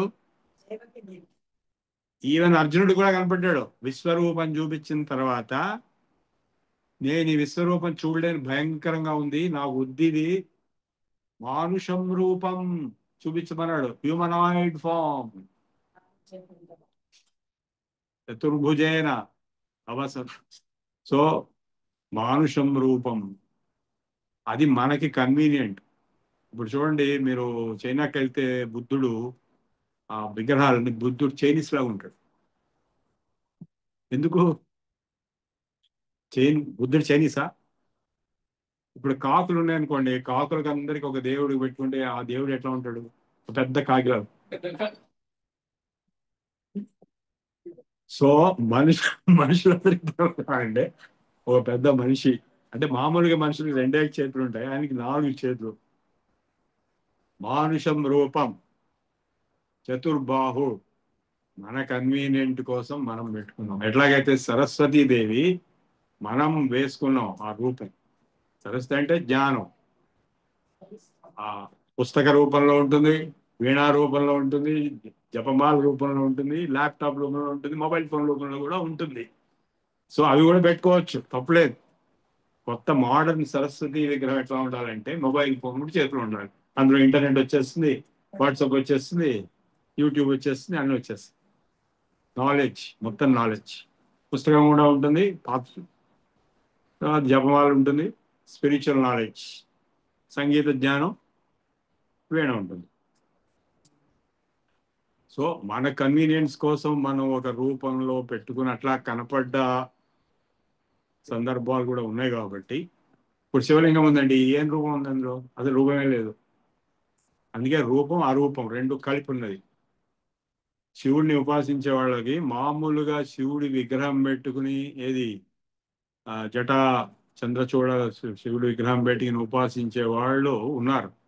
కానీ వాళ్ళకంటే ఈ శివలింగ ఉపాసించే వాళ్ళకి ఎక్కువ స్టాండర్డ్ కింద లెక్క. మహాభారతంలో కూడా అశ్వత్థామ కూడా శివుడిని ఉపాసించాడు, కానీ శివలింగ రూపంలో ఉపాసించలేదట. అందుకే ఆయన తక్కువ పోవాలట.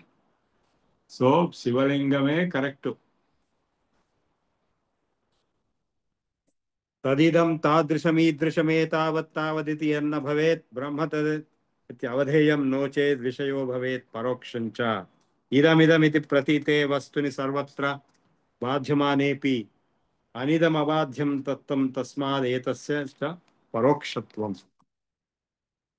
ఇది అది అను వ్యవహార దశయందు పరోక్షముగా గోచరించు నామరూపాత్మక జగత్తంతయు బ్రహ్మజ్ఞానికి మిథ్యగా కనుపట్టి బాధితమగును విలయంచు. ఎట్లా సాధ్యం అండి అని మీరు అనొచ్చు. ఇప్పుడే నేను ఒక 2 నిమిషాల్లో అది ప్రూవ్ చేస్తాను. ఫిజిక్స్ లో ఏముందండి, ఇప్పుడు ఇక్కడ కనపడేదంతా ఏముంది ఫిజిక్స్ లో? ఇవన్నీ ఉన్నాయా నిజంగా? మాలిక్యూల్స్ ఉన్నాయి, ఆటమ్స్ ఉన్నాయి, ఎలక్ట్రాన్స్ ఉన్నాయి, ఫీల్డ్స్ ఉన్నాయి, ఎలక్ట్రోమాగ్నెటిక్ ఫీల్డ్స్ ఉన్నాయి, న్యూక్లియర్ ఎనర్జీ, ఇవన్నీ ఉన్నాయి. ఇవి లేవు, కనపడేది ఏం లేదు. కనపడే జగత్తు కేవలం మనకి అలా కనపడుతుంది అంతే, అది అబద్ధం. మీరు ఇప్పుడు మైక్రోస్కోప్ పెట్టి చూస్తే మీకు అన్ని బ్యాక్టీరియా కనపడుతుంది. అవునండి, అవునా కదా? అంతేకాదు, చిన్న పిల్ల మా మనవరాలు 1.5 years, ఆమెకి చిన్న చిన్న వస్తువులు కనపడతాయి, మనకు కనపడవు. అది కేవలము మన ఇంద్రియములకి మన మనస్సుకి సరిపోయినటువంటిది ఒక ప్రొజెక్షన్, ఒక సినిమా. ఈ సినిమా ఎంత నిజమో ఈ జగత్ కనిపే జగత్తు అంతే. ఇన్స్ట్రుమెంట్ మారిపోతే అది కూడా మారింది. అంటే అందులో సత్యత్వం లేదు అని చెప్పి. ఇది అది అని వ్యవహారాలు పరోక్షముగా గోచరించు నామరూపాత్మక జగత్తంతయు బ్రహ్మజ్ఞానికి మిథ్యగా కనుబట్టి బాధితమగును విలయము చెందును. అట్టి మిథ్యా జగత్తు కంటే విలక్షణమై అబాధితమై ఒప్పు తత్వము అంటే జ్ఞానతత్వం, ది నోయర్, నేను అనేటువంటి తత్వం బ్రహ్మకు పరోక్షత్వం లేదు. పరోక్షం అంటే ఇక్కడ ఎందుకు ఆ మాట వాడాము? ఇంద్రియముల ద్వారా కనబడుతున్నది అది పరోక్షం. ఇంద్రియములు కాకుండా తనలో తాను తన స్వాత్మానుభవం అనేది అపరోక్షం. అదే అపరోక్షానుభూతి. ధ్యానంలో, సమాధిలో ఏదైతే తనలో తాను అనుభవిస్తాడో అది అపరోక్షం. ఇంద్రియముల ద్వారా కనపడుతున్నది అదంతా పరోక్షం, మిథ్య, మాయ. దత్తాత్రేయుల వారు కూడా అవధూత గీతలో నామరూపం నతే నమే అన్నాడు. నాకు నామరూపాలు లేవు, నీకు నామరూపాలు లేవు అన్నా. అంటే ఉన్నది ఒకటే బ్రహ్మము, ఒకటే ఆత్మ, నేను నువ్వు ఒకటే. అందుకే శివోహం అనేది కూడా వచ్చేసి.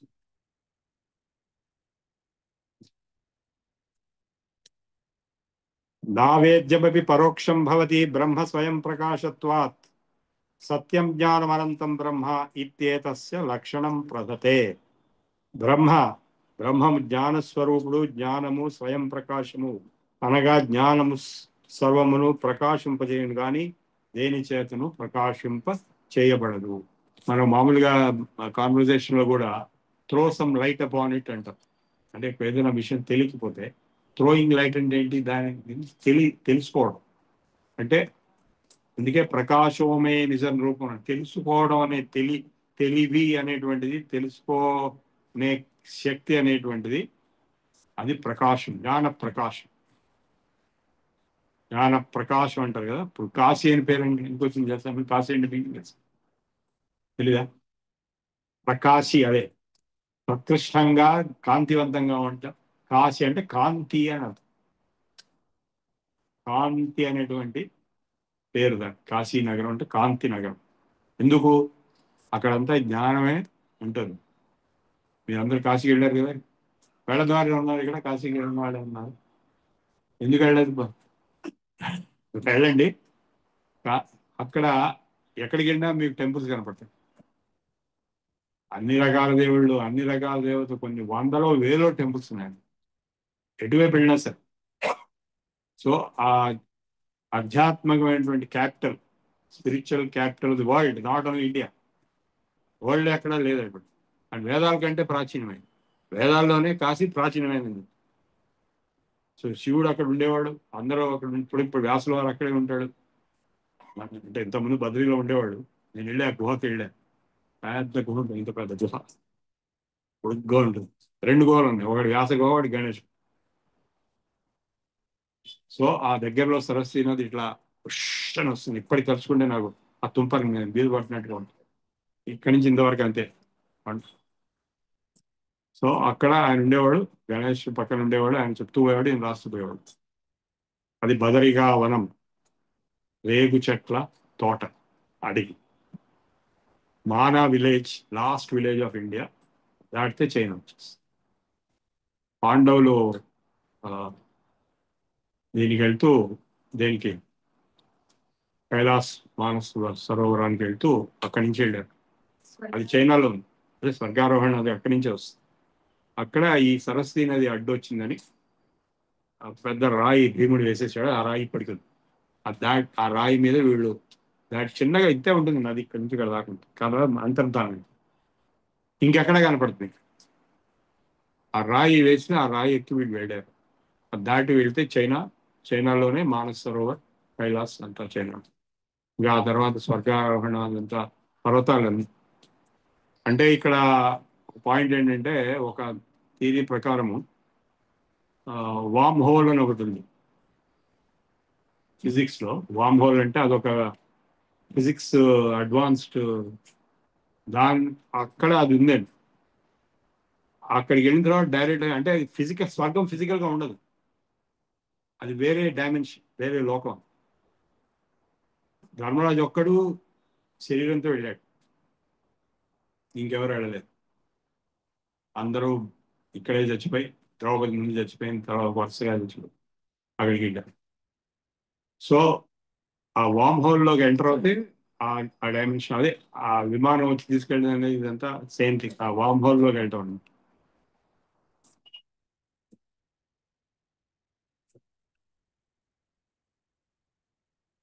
బ్రహ్మ జ్ఞాన స్వరూపుడు, జ్ఞానము స్వయం ప్రకాశము. థ్రోయింగ్ లైట్ అనేది జ్ఞానం. జ్ఞానం అంటే స్వయం ప్రకాశం. అనగా జ్ఞానము సర్వమును ప్రకాశింపజేయను కానీ దేని చేతను ప్రకాశింప చేయబడదు. కాననే ఆ జ్ఞానము ఇంద్రియములను కూడా గోచరం కాదు. ఈ పంచేంద్రియములకు జ్ఞానం గోచరం అవుతుందా? కాదు. ఇంద్రియములకు గోచరం కానిది పరోక్షం ఎట్లగును? అందుకే బ్రహ్మ అపరోక్షమే అగు. తైత్రేయ శృతి యందు సత్యం జ్ఞానం అనంతం బ్రహ్మ అని బ్రహ్మ యొక్క స్వరూప లక్షణమును ప్రతిపాదించు బ్రహ్మ జ్ఞాన స్వరూపుడని వివరించు. సత్యం జ్ఞానం అనంతం బ్రహ్మ. సత్యం అంటే అది ఒకటే సత్యము, మిగిలినంతా దాని రిఫ్లెక్షన్, ప్రొజెక్షన్ మటుకే. జ్ఞానం సత్, ప్రకాశం, అనంతం. అనంతము ఇప్పుడు భగవంతుడికి ఆ అచ్యుత, అనంత, గోవింద మూడు. అంటే విష్ణువు తీసుకుంటే గోవింద అనే వర్డ్ వస్తుంది. ఈ అచ్యుత అనంత అనేది అంటే ఇన్ఫినిట్, ఇటర్నల్. అనంతం అంటే ఇన్ఫినిట్, అచ్యుతం అంటే టైమ్లెస్, అకాల్, సత్ శ్రీ అకాల్. ఎందుకు ఈ వర్డ్స్ ఉన్నాయి చెప్పండి? ఈ వర్డ్స్ మనస్సు అతీతమైనటువంటి, మనస్సు మటుకే టైము, స్పేసు, ఇంద్రియములు, మనస్సు వీటికి రికగ్నైజ్. మనస్సుకు అతీతమైన దాన్ని టైం స్పేస్ ఉండవు. అదే రిలేటివిటీ థియరీలో అది ప్రూవ్ చేశాడు. టైం స్పేస్ యాక్చువల్గా లేవు, ఇట్లా ఉన్నట్టు కనపడతాయి అంతే. సో మనస్సుకి ఎప్పుడైతే దాటి వెళ్తామో, అంటే మానవమయ కోశం దాటి విజ్ఞానమయ ఆనందమయ కోశాల్లో ఉన్నప్పుడు టైం స్పేస్ రెండు లేవు. అందుకే అనంతం అన్నాడు, అకాల్ అన్నాడు, అచ్యుతం అన్నాడు. ఈ మాట వచ్చింది కాబట్టి మీకు ఇవాళ ఒక చిన్న మంత్రం ఇప్పుడే చెప్పేస్తాను, ఎప్పుడైనా పనిచేస్తుంది. ఏ ప్రాబ్లం, హెల్త్ ప్రాబ్లం వచ్చినా పెద్ద శ్లోకం ఉంది ఆయుర్వేద శాస్త్రం. అచ్యుతానంత గోవింద అని అంటుంటే చాలు, టక టక టక తగ్గిపోతుంది ఏ ప్రాబ్లం బాడీలో, హెల్త్. సతి కోశ శక్త్యుపాధౌ సంభవతస్తస్య జీవతే ఈశ్వరతే నోచేత్ యో అభావాద్ విగత విశేషం విభాతి నిజ రూపం. అవిద్యాశక్తి పంచకోశములు మున్నగు ఉపాధుల వశమున బ్రహ్మకు జీవత్వమును, మాయాశక్తి అను ఉపాధి వశమున ఈశ్వరత్వమును ప్రాప్తించును. ఇది చాలా లోతుగా ఉంది టెక్స్ట్, ఈ విషయాలు మాట్లాడుతుంది. ఈ ఉపాధులు తొలగినంతనే ఉపాధి కల్పిత జీవత్వ ఈశ్వరత్వములు రెండూ పోయి బ్రహ్మ నిర్విశేష చిన్మాత్ర రూపముకు స్వస్వరూపములనే భాషించుంది. ఇప్పుడు జీవుడికి ఈశ్వరుడికి చాలా కామనాలిటీస్ ఉన్నాయి. ఈశ్వరుడు అంటే బ్రహ్మం కాదు. సో ఈశ్వరుడికి జీవుడికి ఏంటి కామనాలిటీ అంటే, ఈ అవిద్యాశక్తి పంచకోశములకు మున్నగు ఉపాధుల వశమున బ్రహ్మకు జీవత్వం. అదే భగవద్గీతలో ఏం చెప్పాడు? సత్వం రజస్తమైతి గుణ ప్రకృతి సంభవ నిబద్ధంతి అన్నాడు. అంటే ఆత్మని ఈ శరీరంలో బంధించి పెడుతున్నాయి అన్నాడు. శరీరంలో పంచకోశాలు ఉన్నాయి. సో అవిద్యాశక్తి అంటే మాయా శక్తి, ప్రకృతి, పంచకోశములు మున్నగు ఉపాధుల వశమున అంటే అన్నమయ, ప్రాణమయ, మనోమయ, విజ్ఞాన ఈ 5 శరీరాలని పెట్టి మిమ్మల్ని ఇక్కడ బంధించేసి పెట్టేస్తుంది. ఎవరు బంధించింది? శుద్ధమైనటువంటి ఆత్మ చైతన్యాలు. అప్పుడు నేను జీవుడం. ఇందులో 1-2 పోతే మళ్ళీ నెక్స్ట్ జన్మ, మళ్ళీ తర్వాత నెక్స్ట్, ఇది నడుస్తూనే ఉంటుంది. సో వీటికి అతీతంగా ఉండేటువంటిది ఈశ్వరత్వం ఎట్లా వచ్చింది? మాయాశక్తి అను ఉపాధి వశమున ఈశ్వరత్వం ప్రాప్తించి. ఈశ్వరుడికి పంచకోశాలు లేవు, శరీరం అదంతా ఉండదు. కానీ మాయాశక్తి వలన అదొక ఉపాధి. మనకి ఈ ఉపాధి ఎట్లా ఉంది, ఇప్పుడు ఈ కనపడుతున్న ఈ ఉపాధి ఎట్లా ఉందో ఈశ్వరుడికి ఇంకో ఉపాధి ఉంటుంది. దాంట్లో సృష్టి, స్థితి, లయ, అనుగ్రహ, తిరోధానం మొత్తం 5. మామూలుగా మనం సృష్టి, స్థితి, లయములే మాట్లాడతాము. ముస్లిమ్స్, క్రిస్టియన్స్ కేవలం సృష్టి మాట్లాడతారు. వాళ్ళు స్థితి, లయం కూడా మాట్లాడరు. క్రియేటర్ అంటారు అంతే. సృష్టి, స్థితి, లయములు మనం మామూలుగా మాట్లాడుతాం భాగవతంలో. కానీ ఈశ్వరుడికి ఇంకో 2 ఉంటాయి, అనుగ్రహ, తిరోధానం. అంటే ఉపాసన చేసేవాడికి అనుగ్రహించే శక్తి, తిరోధానం వెనక్కి వెళ్ళిపోయేది. సో 5 కలిపినప్పుడే ఈశ్వరుడి లక్షణాలు. ఈశ్వరుడికి పంచకోశాలు ఏమి ఉండవు, ఈ బాడీ అంతా ఏమి ఉండదు. అంటే అవతారంలో ఉంటుంది, అవతారం తీసుకున్నప్పుడు ఉంటుంది. మానవుడిగా అవతారం, లేదా ఏదో ఇంకో మత్స్య అవతారం, కూర్మ అవతారం, వరాహ అవతారం, అది వేరు.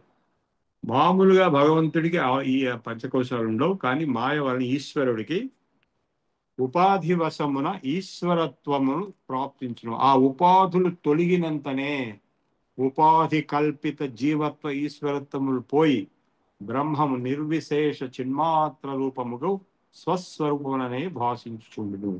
సతి సకల దృశ్యబాధే న కిమప్యస్తి లోకసిద్ధం చేత్ యన్న కిమపి సిద్ధం బ్రహ్మ తదేవేతి వేదత సిద్ధం. దృశ్యమగు జగత్తంతయు బాధితమగునప్పుడు ఇక ఏమియు ఉండదని లోకమున అనుభవ సిద్ధము. అట్టి సమయమున జగత్తు లయము చెందిన సమయం ఎప్పుడది? ప్రళయంలో. మీకు తెలుసు కదా, ఇప్పుడు అవ్యక్త వ్యక్తయ సర్వ ప్రభవంతి అహరాగమి 8వ అధ్యాయం చెప్పాడు. సృష్టి ఎట్లా వచ్చిందంటే అవ్యక్తమైనటువంటి పరబ్రహ్మతత్వం నుంచి, అవ్యక్త ఆదినారాయణుడు అంటారు, అవ్యక్తమైనటువంటి తత్వం నుంచి ఈ వ్యక్తమైనటువంటి జగత్తు ఉద్భవించింది. అవ్యక్తాద్ వ్యక్తయ సర్వాహ ప్రభవంతి అహరాగమి. ఎప్పుడు? బ్రహ్మకి ఒక రోజు మొదలైనప్పుడు అహరాగమి. రాత్రి ఆగమే విలీయంతే. ఆ బ్రహ్మ రోజు అయిపోయిన తర్వాత తత్రేవ ఆ వ్యక్త వెనక్కి వెళ్ళిపోతాయి. ఆ బ్రహ్మ రోజు ఎంతది, ఎంత చిన్నది, ఎంత పెద్దది చెప్పండి? 18 మన్వంతరాలు వెళ్ళిపో. కలియుగం 4,32,000 years అయితే దాని డబుల్ ద్వాపరయుగం, దాని 3 times త్రేతాయుగం అయితే, దాని 4 times కృతయుగం అయితే, ఇదంతా కలిపి ఒక మన్వంతరం అయితే ఇట్లాంటి 18 అయితే అది ఒక 2 billion years ఉంటుంది దాదాపు. అది మీరు పంచాంగం ఏ బుక్ తీసుకుని ఫ్రంట్ పేజ్ మీద రాసి ఉంటుంది, సృష్టి అబ్దాహని ఒక పెద్ద నంబర్ ఇస్తాడు. దాదాపు 2 billion ఇచ్చుకొని తక్కువ. మన దగ్గర ఉన్నంత అక్యురసీ వేరే వాళ్ళకి ఎవరికి లేదు. సో ఆ ప్రళయం వచ్చినప్పుడు ఈశ్వరత్వం అన్నీ పోయి మనం ఏం చేయక్కలే, గప్చుగా ఉంటే అనేక జన్మలు అయ్యాయి. చివరికి ప్రళయం వచ్చినప్పుడు ఆటోమేటిక్గా మనం భగవంతుడు. కానీ అంతవరకు ఆగుదామా అనేది క్వశ్చన్. ఇన్ని జన్మలు ఎత్తాలి, ఇన్ని బాధలు పడాలి. ఒక జన్మలోనే ఎన్ని బాధలు పడ్డారు మీకు తెలుసు కదా. ఇంకో జన్మలో ఎన్ని బాధలు వస్తాయో చెప్పలేం. ఇంకెక్కువ బాధలు వస్తాయని తక్కువ బాధలు. ఇప్పుడు ఏఐ వచ్చిన తర్వాత జాబ్స్ అయిపోతున్నాయి, ఉన్నవాళ్ళకి పోతున్నాయి, కొంతవాళ్ళకి రావు. ఏ జాబ్స్ ఉంటాయి ఏ వచ్చినా అనేటువంటి ఆ జాఫ్రీ హింటన్ గారు ఒక పెద్ద థియరీ చెప్పాడు. ప్లంబర్ ఉంటాడని చెప్పాడు. ఏ ప్లంబింగ్ చేయలేదు, చాలా కష్టం, ప్లంబర్ ఉంటాడు. మరి డాక్టర్ కూడా ఉంటాడని చెప్పుకో. పూర్తిగా వాడు ఏ వచ్చినా కూడా ఎంతో కొంత మెడికల్ ప్రొఫెషన్ ఉంటుందని ఇట్లాంటివి కొన్ని ఉన్నాయి. అవి మటుకు ఉంటాయి, మీలో పోతాయి జాబ్స్. క్లర్క్స్, అకౌంటెంట్స్, ప్రోగ్రామర్స్, రిసెప్షనిస్టులు, అసిస్టెంట్లు, సూపర్వైజర్లు అందరు out. Sooner or later. Already కొందరు పోయినారు, చాలా మంది పోయినారు. అది సగం సగం వరకు పోతే కానీ ఉంటారు మొత్తానికి. ఎందుకంటే పాపులేషన్ ఉన్నంత వరకు రియల్ ఎస్టేట్ ఒకటి, ఎడ్యుకేషన్ ఒకటి, హెల్త్ ఒకటి. ఈ మూడు లేకుండా మనుషులు బతకలేరు. ఏవం మతిరహితానాం, దృశ్యమగు జగత్తత్యు బాధితమగునప్పుడు ఇక ఏమీ ఉండదని లోకమున అనుభవ సిద్ధము. అట్టి సమయమున జగత్తు లయము చెందిన సమయం ఏమీ లేదని ఎవడు తెలుసు కూర్చున్నాడో అతడే పడుతుంది. ఏమీ లేదని ఎవరికి తెలుస్తుంది? మనకు తెలియదు, మనం ఇప్పుడున్నాము. ఆ తెలుసు వాడే బ్రహ్మము అని శృతి బోధించింది. సృష్టి ఎట్లా వచ్చింది అని సైన్స్ లో చాలా థియరీస్ ఉన్నాయి. బిగ్ బ్యాంగ్ థియరీ అని, స్ట్రింగ్ థియరీ అని. కానీ ఫండమెంటల్ క్వశ్చన్ ఏంటంటే సృష్టి వచ్చినప్పుడు ఎవడు చూస్తాడని. అంతే గెస్ వర్క్, అంతే. తెలియదు అని చెప్పడానికి ఇష్టం లేక ఇదైంది అదైంది రకరకాల వాళ్ళు కథలు చెప్తుంటారు. నేను పేపర్స్ కరెక్ట్ చేసేటప్పుడు మీరు ఎవరైనా టీచర్స్ ఉంటే మీరు చూస్తూ ఉంటారు. ఏమి రాని వాడు ఏమో రాస్తాడు అనమాట. అడ్డమైన చెత్త అంతా రాస్తాడు, ఏమి రాదు వాడు. సో ఏవం మతిరహితానాం తత్వమసి ఇత్యాది వాక్య చింతయా ప్రతిభాత్యేష పరోక్షవదాత్మా ప్రత్యత్ ప్రకాశమానోపి. తత్వమసి మున్నగు మహావాక్య పరిశీలనముచే బ్రహ్మ ప్రత్యక్ రూపుడు. ప్రత్యక్ రూపుడు అంటే ప్రత్యేగాత్మ అని ఇంతకుముందు చెప్పాను. నేను నేను అనేటువంటి తత్వం అదే బ్రహ్మ. అయమాత్మ బ్రహ్మ స్వయం ప్రకాశుడు. ఎందుకంటే నేను లేకపోతే ఏమీ లేదు. స్వయం ప్రకాశుడు సిద్ధమైంది. పైన వివరింపబడిన బ్రహ్మస్వరూప వివేకము లేని వారికి మాత్రము బ్రహ్మ పరోక్షముగా ఉన్నట్లు భావించు. పరోక్షముగా అంటే ఇంద్రియముల ద్వారా తెలుసుకునేది పరోక్షం, పరోక్షానుభూతి. ఇంద్రియములు కాకుండా తానే తనలో తాను తెలుసుకునేది అపరోక్షం. అందుకే వేమన ఇంద్రియముల చేత నెగ్గొందుచుండెడు వెర్రి మనుజుడెల్ల వెదకు శివుని అని. ఎక్కడో ఎక్కడున్నాడా, అక్కడ ఈ ఊళ్ళో ఉన్నాడా, ఆ ఊళ్ళో ఉన్నాడా అని చెప్పి. ఇట్టు ఘటములోన పెట్టిన జీవు కానలేక నరుడు కాశికేకి వెతికి వెతికి అతడు వెర్రి అయిపో. ఇంద్రియముల చేత ఎగ్గొందుచుండెడు వెర్రి మనుజుడెల్ల వెదకు శివుని. ఇంద్రియముల రోసి ఈశుని చూడరా. ముందు ఇంద్రియములు ఆపేయాలి, తర్వాత మనస్సును ఆపేయాలి, తర్వాత బుద్ధిని ఆపేయాలి. నేను అనే చైతన్యంలోకి, అదే శివుడు. సర్వభూతాంతరాత్మ అంటే. తస్మాత్ పదార్థ శోధన పూర్వం వాక్యస్య చింతయన్ అర్థం దేశికదయా ప్రభావాత్ అపరోక్షయతి క్షణేన చాత్మానం. ఆచార్యుని అనుగ్రహమునకు పాత్రుడై తత్వం అను పదముల అర్థములను పరిశోధించి తత్వమసి అని మహావాక్యార్థమును మననం చేయు సాధకుడు క్షణములో అపరోక్షాత్మ సాక్షాత్కారం పొందును. ఇది కొత్తగా వచ్చేదేం కాదు, ఆల్రెడీ ఉన్నది, సిద్ధం. సాధ్యం కాదు, సిద్ధం. నేను అనేటువంటి తత్వము సిద్ధం, సాధ్యం కాదు. ఏదో చేస్తే వచ్చేది, ఎక్కడికో వెళ్తే వచ్చేది కాదు. ఆల్రెడీ ఉన్నారా? ఏదైతే తప్పుగా చేస్తున్నా అది ఆపేయడమే కావాల్సి. అంటే ఇంద్రియములతో బయటికి వెళ్ళి అది ఇక్కడ ఉంది, ఇది ఇక్కడ ఉంది అనుకోవడం అనేది ఇంద్రియ జ్ఞానము, మానసిక జ్ఞానము, బుద్ధి అంతా కూడా ఆపేసి అదే సమాధిస్థితి, తనలో తాను ఉండిపోవడం. తనలో తానే తానే ఉండగా తానే బ్రహ్మంబాయనుగా, తనకంటే అన్యం లేదనగా. అది ఒక తత్వం పాట, మా అమ్మ గురువుగారు పాడుతుండేది. అదే వేమన వళ్ళి చూపులోని చూపు చూడంగా చూడంగా చూపులోని చూపు తేటబడు, చూపులోని చూపు సురవరగమ్యం. అదే సమాధి ఆత్మతత్వం. The Kingdom of God is with in you. దాని అర్థం ఇది. వాళ్ళకి ఏం తెలియదు. ఈ క్రిస్టియన్స్ మొత్తం గ్యాంగ్ అస్సలు ఏమి రాదు. నేను వాళ్ళకి చెప్తే అబ్బా అని చెప్పి వాళ్ళు వింటారు. తత్వమసి వాక్యార్థ నిరూపణం. దేహేంద్రియాది ధర్మాన్ ఆత్మానారోపయస్ అభేదేన కర్తృత్వాద్యాభిమాని బోధస్వార్థం పదస్య వాచ్యోర్థ.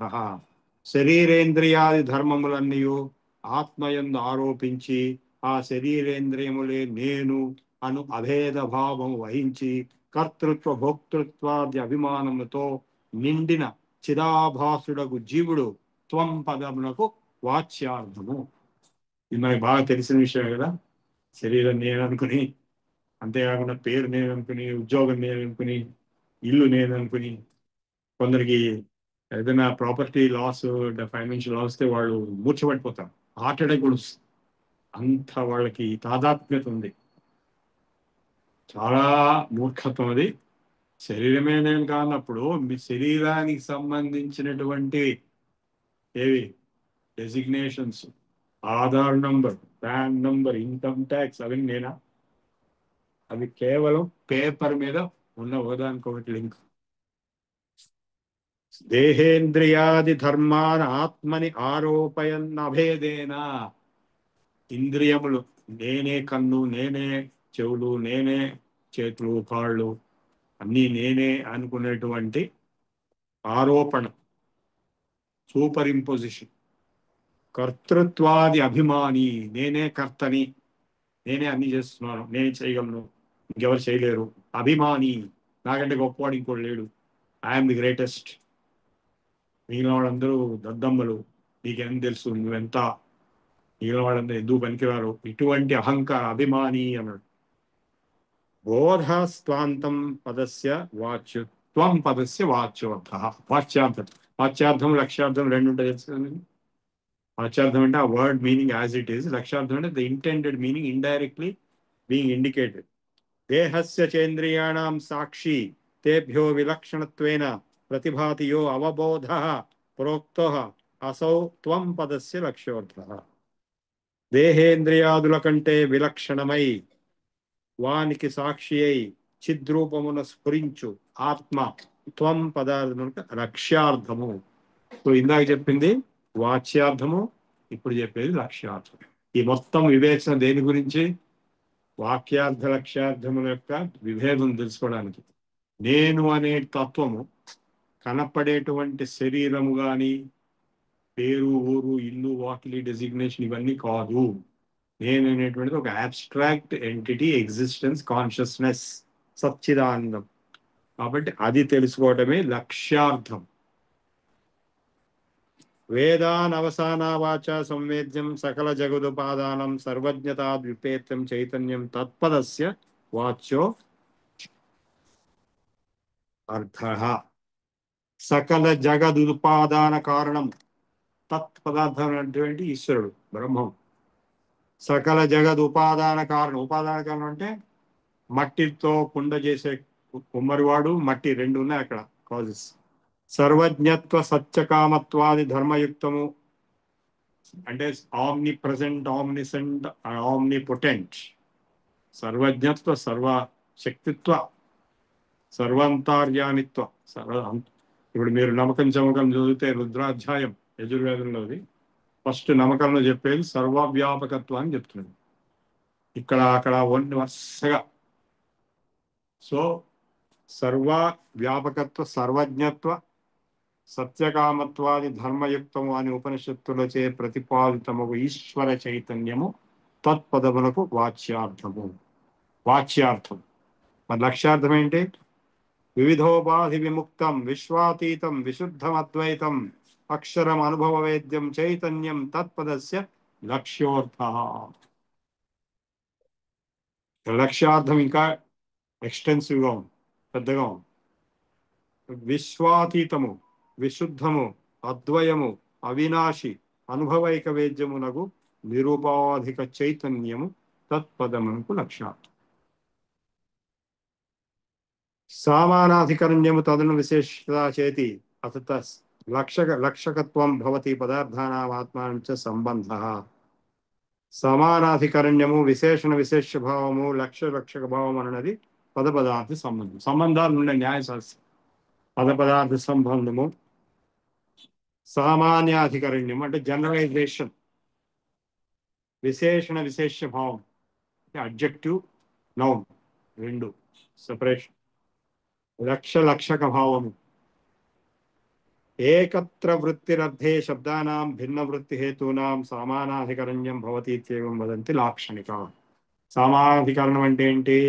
ఈయన అది కూడా చెప్తున్నాడు. న్యాయశాస్త్రం మనకి ఆల్రెడీ వచ్చాను అనుకోవట్లేదు, మనకి రాదని ఆయన తెలుసు కాబట్టి. భిన్న ప్రవృత్తి నిమిత్తములు గల శబ్దములకు ఏకార వృత్తిత్వము సమానాధికరణ్యము అని లాక్షణికులు చెప్పుదురు. అంటే మానవులు అన్నాం అనుకోండి, ఇన్ని రకాల వాళ్ళు చేస్తారు. సమానాధికరం. ప్రత్యక్ష పరోక్షత్వే పరిపూర్ణత్వం సద్వితీయత్వం ఇతరేతరం విరుద్ధం తతైహ భవితస్య మేవ లక్షణయ. త్వం తత్పదవాచ్యుడైన జీవేశ్వరుల యందుగల ప్రత్యక్ష పరోక్షత్వములను పరిపూర్ణత్వ అద్వితీయత్వములను ఇతరేతర విరుద్ధములు కాన త్వం తత్పదములకు సమానాధికరణ్యము ఏకబోధకత్వం ఎట్టు పొసగును కాన ఇచ్చట లక్షణావృత్తి ఆశ్రయింపబడదు. ఇందాక చెప్పినటువంటి పద అంటే వాచ్యార్థముతో జీవుడికి ఈశ్వరుడికి ఏకత్వం పొసగదు. లక్ష్యార్థములోనే పొసిగే ఛాన్స్. మానాంతరోపరోధాన్ ముఖ్యార్థస్య పరిగ్రహే జాతే ముఖ్యా వినాకృతే అర్థే యా వృత్తి సైవ లక్షణ ప్రోక్త. ఆకాంక్ష యోగ్యత మీకు వ్యాకరణ శాస్త్రంలో, మీమాంసా శాస్త్రంలో, న్యాయశాస్త్రంలో ఒక సెంటెన్స్ ఉందంటే వ్యాకరణం ద్వారా తెలుసుకునేది కొంతవరకే. దాని వెనకాల వేరే ఎక్స్ట్రా మీనింగ్స్ కూడా ఉంటాయి ఆ శబ్దాలకి. మీరు ఎవరైనా ఇప్పుడు మీకు ఎవరైనా మీరు చాలా గ్రేట్ అండి అన్నారు అనుకోండి, ఎవరైనా దాని అర్థం ఏంటి? మీరు వెదవలను. సో అది లక్ష్యార్థం. సో ఆకాంక్ష యోగ్యత రెండు వేరే ఉంటాయి. ప్రమాణాంతర విరోధం వలన ముఖ్యార్థమును గ్రహింప శక్యం కానిప్పుడు ఆ పదము లేక వాక్యం అవిధేయ వినాభూతార్థం అనగా శక్య సంబంధార్థమును బోధించు. ఇదే లక్షణావృత్తి. దీనికి గంగాయాం ఘోష అనే శబ్దం ఉంది. గంగ యందు గొల్లపల్లె. ఈ ఘోష్ అని పెట్టుకుంటారు పేరు. ఆ ఘోష్ అనేది గొల్లవాళ్ళు యాదవలాగా. సో ఇక్కడ గంగా పదములకి ప్రవాహం అనేది వాచ్యార్థం.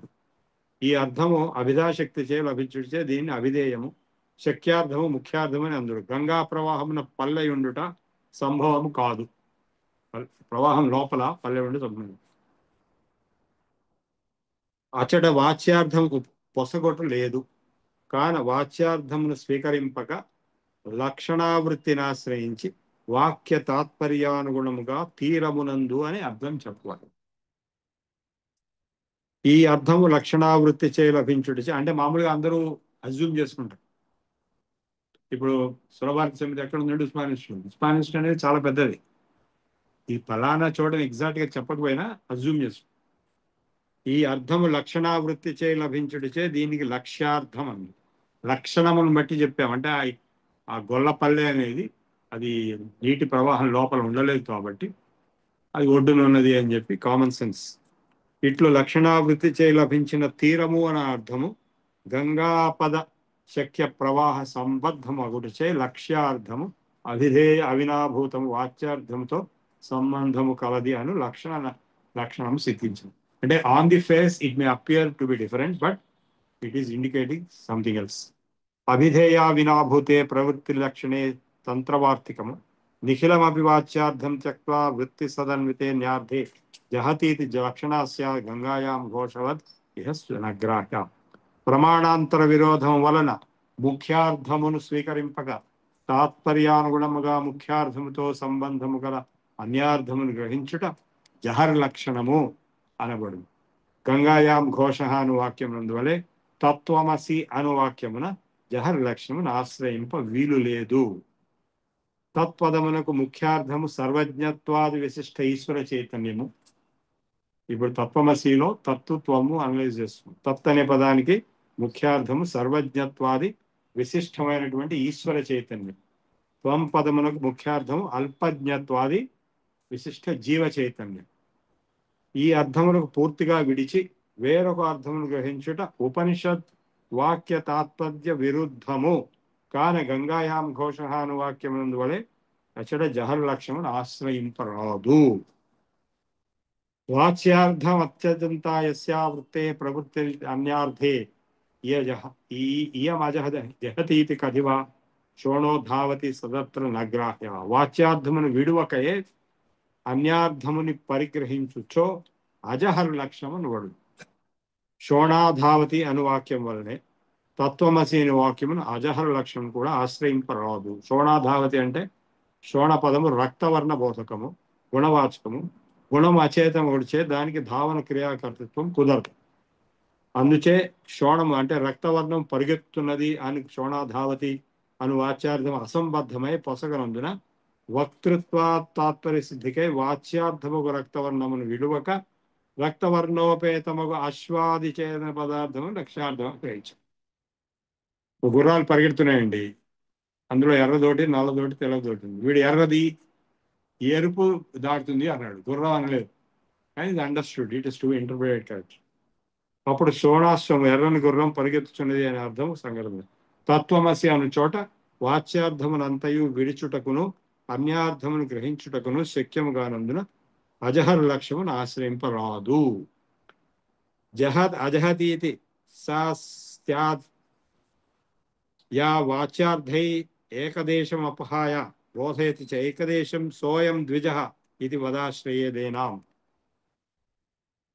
సోయం ద్విజః ఇది వాక్యం త్యక్త్వా ప్రత్యక్ష పరోక్ష దేశాద్యం ద్విజమాత్ర లక్షకత్వాత్ తత్కథయతైక్యం పదార్థయో ఉభయో తద్వత్వమసి తద్వత్ తత్వమసీతి త్యక్త్వా ప్రత్యక్ష పరోక్షాదితీని చిద్వస్తు లక్షయిత్వా బోధయతి స్పష్టమసి పదే కృత్యం. వాచ్యార్థములలో వాక్య తాత్పర్య విరుద్ధాంశమును పరిత్యజించి తదితరాంశమును మాత్రము గ్రహించుట జహద్ అజహర్ లక్షణం. జహర్ లక్షణం చూసాం, అజహర్ లక్షణం చూసాం, జహజ్ లక్షణం. దీంట్లో సోయం పూర్వము గ్రామాంతరమున చూచిన బ్రాహ్మణునే మరల నిపుడు మరి ఒక చోట చూచినప్పుడు అతడే ఈ బ్రాహ్మణుడు అని చెప్పడు. అట్టి వారిని ప్రత్యభిజ్ఞావాక్యములందరూ. ప్రత్యభిజ్ఞ అంటే ఇంతకుముందు చూసింది. ఇచ్చట సహా అతడు అను పదము తద్దేశ తత్కాలావచ్ఛిన్న పరోక్ష వస్తు ద్విజ నిర్దేశం అనగా ఆ దేశమున ఆ కాలము పరోక్షముగా ఉన్న బ్రాహ్మణుని ఉద్దేశించిన. అయం ఇతడు అను పదము ఏతద్దేశ ఏతత్కాల ఆవచ్ఛిన్న అపరోక్ష వస్తు ద్విజవాచకం. ఇదంతా నవ్య న్యాయంలో వస్తుంది. అనగా ఈ ప్రదేశమున ఈ కాలమున సన్నిహితుడుగా ఉన్న బ్రాహ్మణుని నిర్దేశం. ఇట్లు స అయం అని రెండు పదములు భిన్న భిన్న అర్థములను బోధించుండా ఇవి ఏకార్థముని బోధించ సమర్థులు కావు.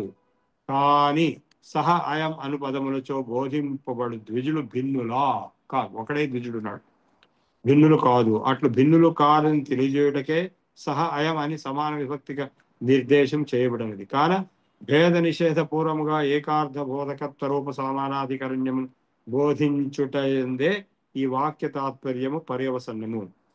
కానీ ఇక్కడ వక్తృత్వ తాత్పర్యం సిద్ధించుడికై పైన చెప్పిన అర్థములో భేద ప్రతిపాదకుల విశేషాంశం అనగా తద్దేశ తత్కాల ఆవచ్ఛిన్న పరోక్షత్వ తద్దేశ తత్కాల ఆవచ్ఛిన్న సన్నిహితత్వంలో అనేది విశేషం. ఇదంతా నవ్య న్యాయం చెప్తున్నాడు.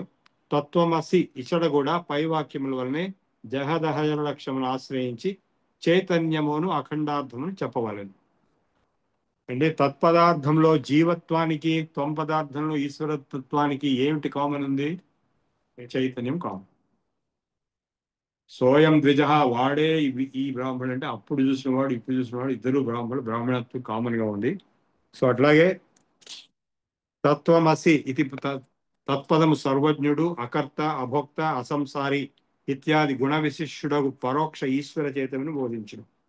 త్వం పదము అల్పజ్ఞుడు, కర్త, భోక్త, సంసారి ఇత్యాది గుణ విశిష్టుడు అపరోక్ష జీవ చైతన్యమును బోధించును. ఇచ్చట ఈశ్వరుడు నీవే అని జీవైశ్వర్యైక్యమును అసి అని పదము బోధించును. తత్వం పదముల సమాన విభక్తికములు సమాన విభక్తులు గల పదములు ఏకార్థమును బోధించుట సమానాధికరణం. తత్వం అని పదములు పైన చెప్పిన విధిగా భిన్న భిన్న అర్థములు బోధించుండ తత్వం పదవాచ్యములకు జీవేశ్వర చైత్యములకు అభేదం ఎట్లు సిద్ధించింది. ఈ ఈశ్వరుని కంటే జీవుడు భిన్నుడు కాడు అని భేద నిషేధపూర్వకముగా జీవైశ్వర్యక్య నిరూపణందే వాక్య తాత్పర్యమున పర్యవసనము. ఎట్లన్నా ఛాందోగ్యోపనిషత్తున షష్ఠ ప్రకారం సదేవ సౌమ్యేదం అగ్రమాసీత్, ఆ బ్రహ్మయే మొదట నుండెను అని ఉపక్రమించి తత్ సత్యం స ఆత్మ తత్వమసి శ్వేతకైతం. ఈ తత్వమసి ఎక్కడి నుంచి వచ్చింది? చాందోగ్యంలో ఇది చెప్పారు. ఏమని? సదేవ సౌమ్యేదం అగ్రమాసీత్, మొట్టమొదలు సృష్టి మొదట్లో అదొక్కటే ఉన్నది, స్వరూపముకు బ్రహ్మయే మొదట నుండెను అని ఉపక్రమించి చివరికి ఏమన్నాడు? తత్ సత్యం, అదే సత్యము, ఒక్కటే ఉండునది వల్ల ఒక్కటే తానే ఉండు అని అది సత్యం. స ఆత్మ, అదే ఆత్మ, తత్వమసి, నువ్వు కూడా అదే. అంతేగాని నేను ఈశ్వరుడు అని కాదు. ఈశ్వరుడు నేను అని అంత. నేను ఈశ్వరుడు అంటే రాక్షసత్వం అయిపోతుంది.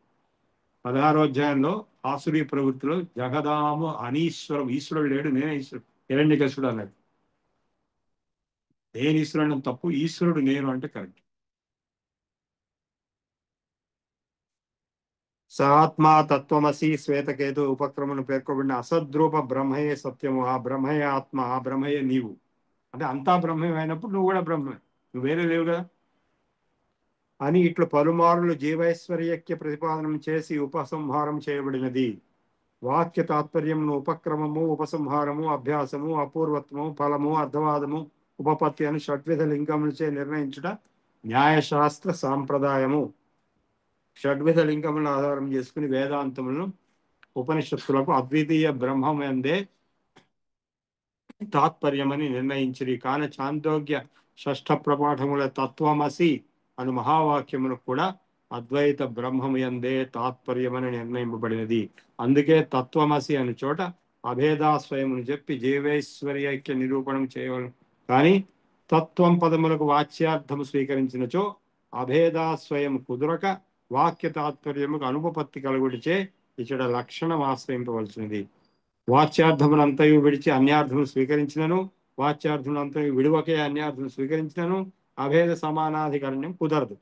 కానీ ఇచ్చట జహర్ లక్షణం గాని అజహర్ లక్షణం గాని ఆశ్రయింప వలన పడదు. అందుకే జహర్ లక్షణం ఆశ్రయించి భేద ప్రతిపాదములకు సర్వజ్ఞుడు, అకర్త, అభోక్త, పరోక్షము, అల్పజ్ఞుడు, కర్త, భోక్త, అపరోక్షము అనేటువంటి వాచ్యార్థము దేశములను విశేషణాలను పరిచయించి కేవలము చైతన్యము అను అఖండ ప్రతిపాదికార్థమునే విశేషాంశముననే తత్వమసి వాక్యము లక్ష్యార్థముగా గ్రహింపవలెను. అప్పుడు జీవ బ్రహ్మైక్యము శృతి తాత్పర్యానుగృహీతమై సిద్ధించి. ఇక్కడే ఈ ఇందాక నుంచి చాలా కాంప్లికేటెడ్ గా ఉన్న దీంట్లోనే అద్వైతం, విశిష్టాద్వైతం, ద్వైతం, శుద్ధాద్వైతం, ఇవన్నీ 25 సిద్ధాంతాలు వచ్చినాయి. న్యాయశాస్త్ర పరంగా కేవలం చైతన్యం ఒక్కటే కామన్ ఫ్యాక్టర్ గా ఉంది కాబట్టి తత్వమసి అని తీసుకోవాలండి. ఇత్థం బోధితం అర్థం మహతా వాక్యేన దర్శితైక్యేన అహమిత్తి అపరోక్షయతాం వేదో వేదయతి వీతశోకత్వం. ఇట్లు జీవబ్రహ్మైక్యమును ప్రతిపాదించు తత్వమసి మున్నగు మహావాక్యములచే నిర్ణీతమగు అఖండ ప్రాతిపాదిక మగు బ్రహ్మమును అపరోక్షముగా సాక్షాత్కరింప చేసుకును జీవన్ముక్తులు వీతశోకులు అగుదురు. తరతి శోకం ఆత్మవిత్. సో ఇక్కడ ఆపేద్దాము, మళ్ళీ రేపు అది నెక్స్ట్ వీక్ కంటిన్యూ చేద్దాము. పేజ్ 154. మీరందరూ వీలైతే ఈ పుస్తకం తెచ్చుకోండి. ఇది అవైలబుల్ గోపాల్ పబ్లికేషన్స్. అంటే ఇలాంటివి చాలా ఉన్నాయి, 25 పుస్తకాలు ఉన్నాయి. మొత్తం ఇవాళ కొత్త నా దగ్గర పాత ఉన్నాయి, లైట్ కనపడేది కాదు సరే, ఇదైతే బాగా కనపడుతున్నది. 25 బుక్స్ ఉన్నాయి.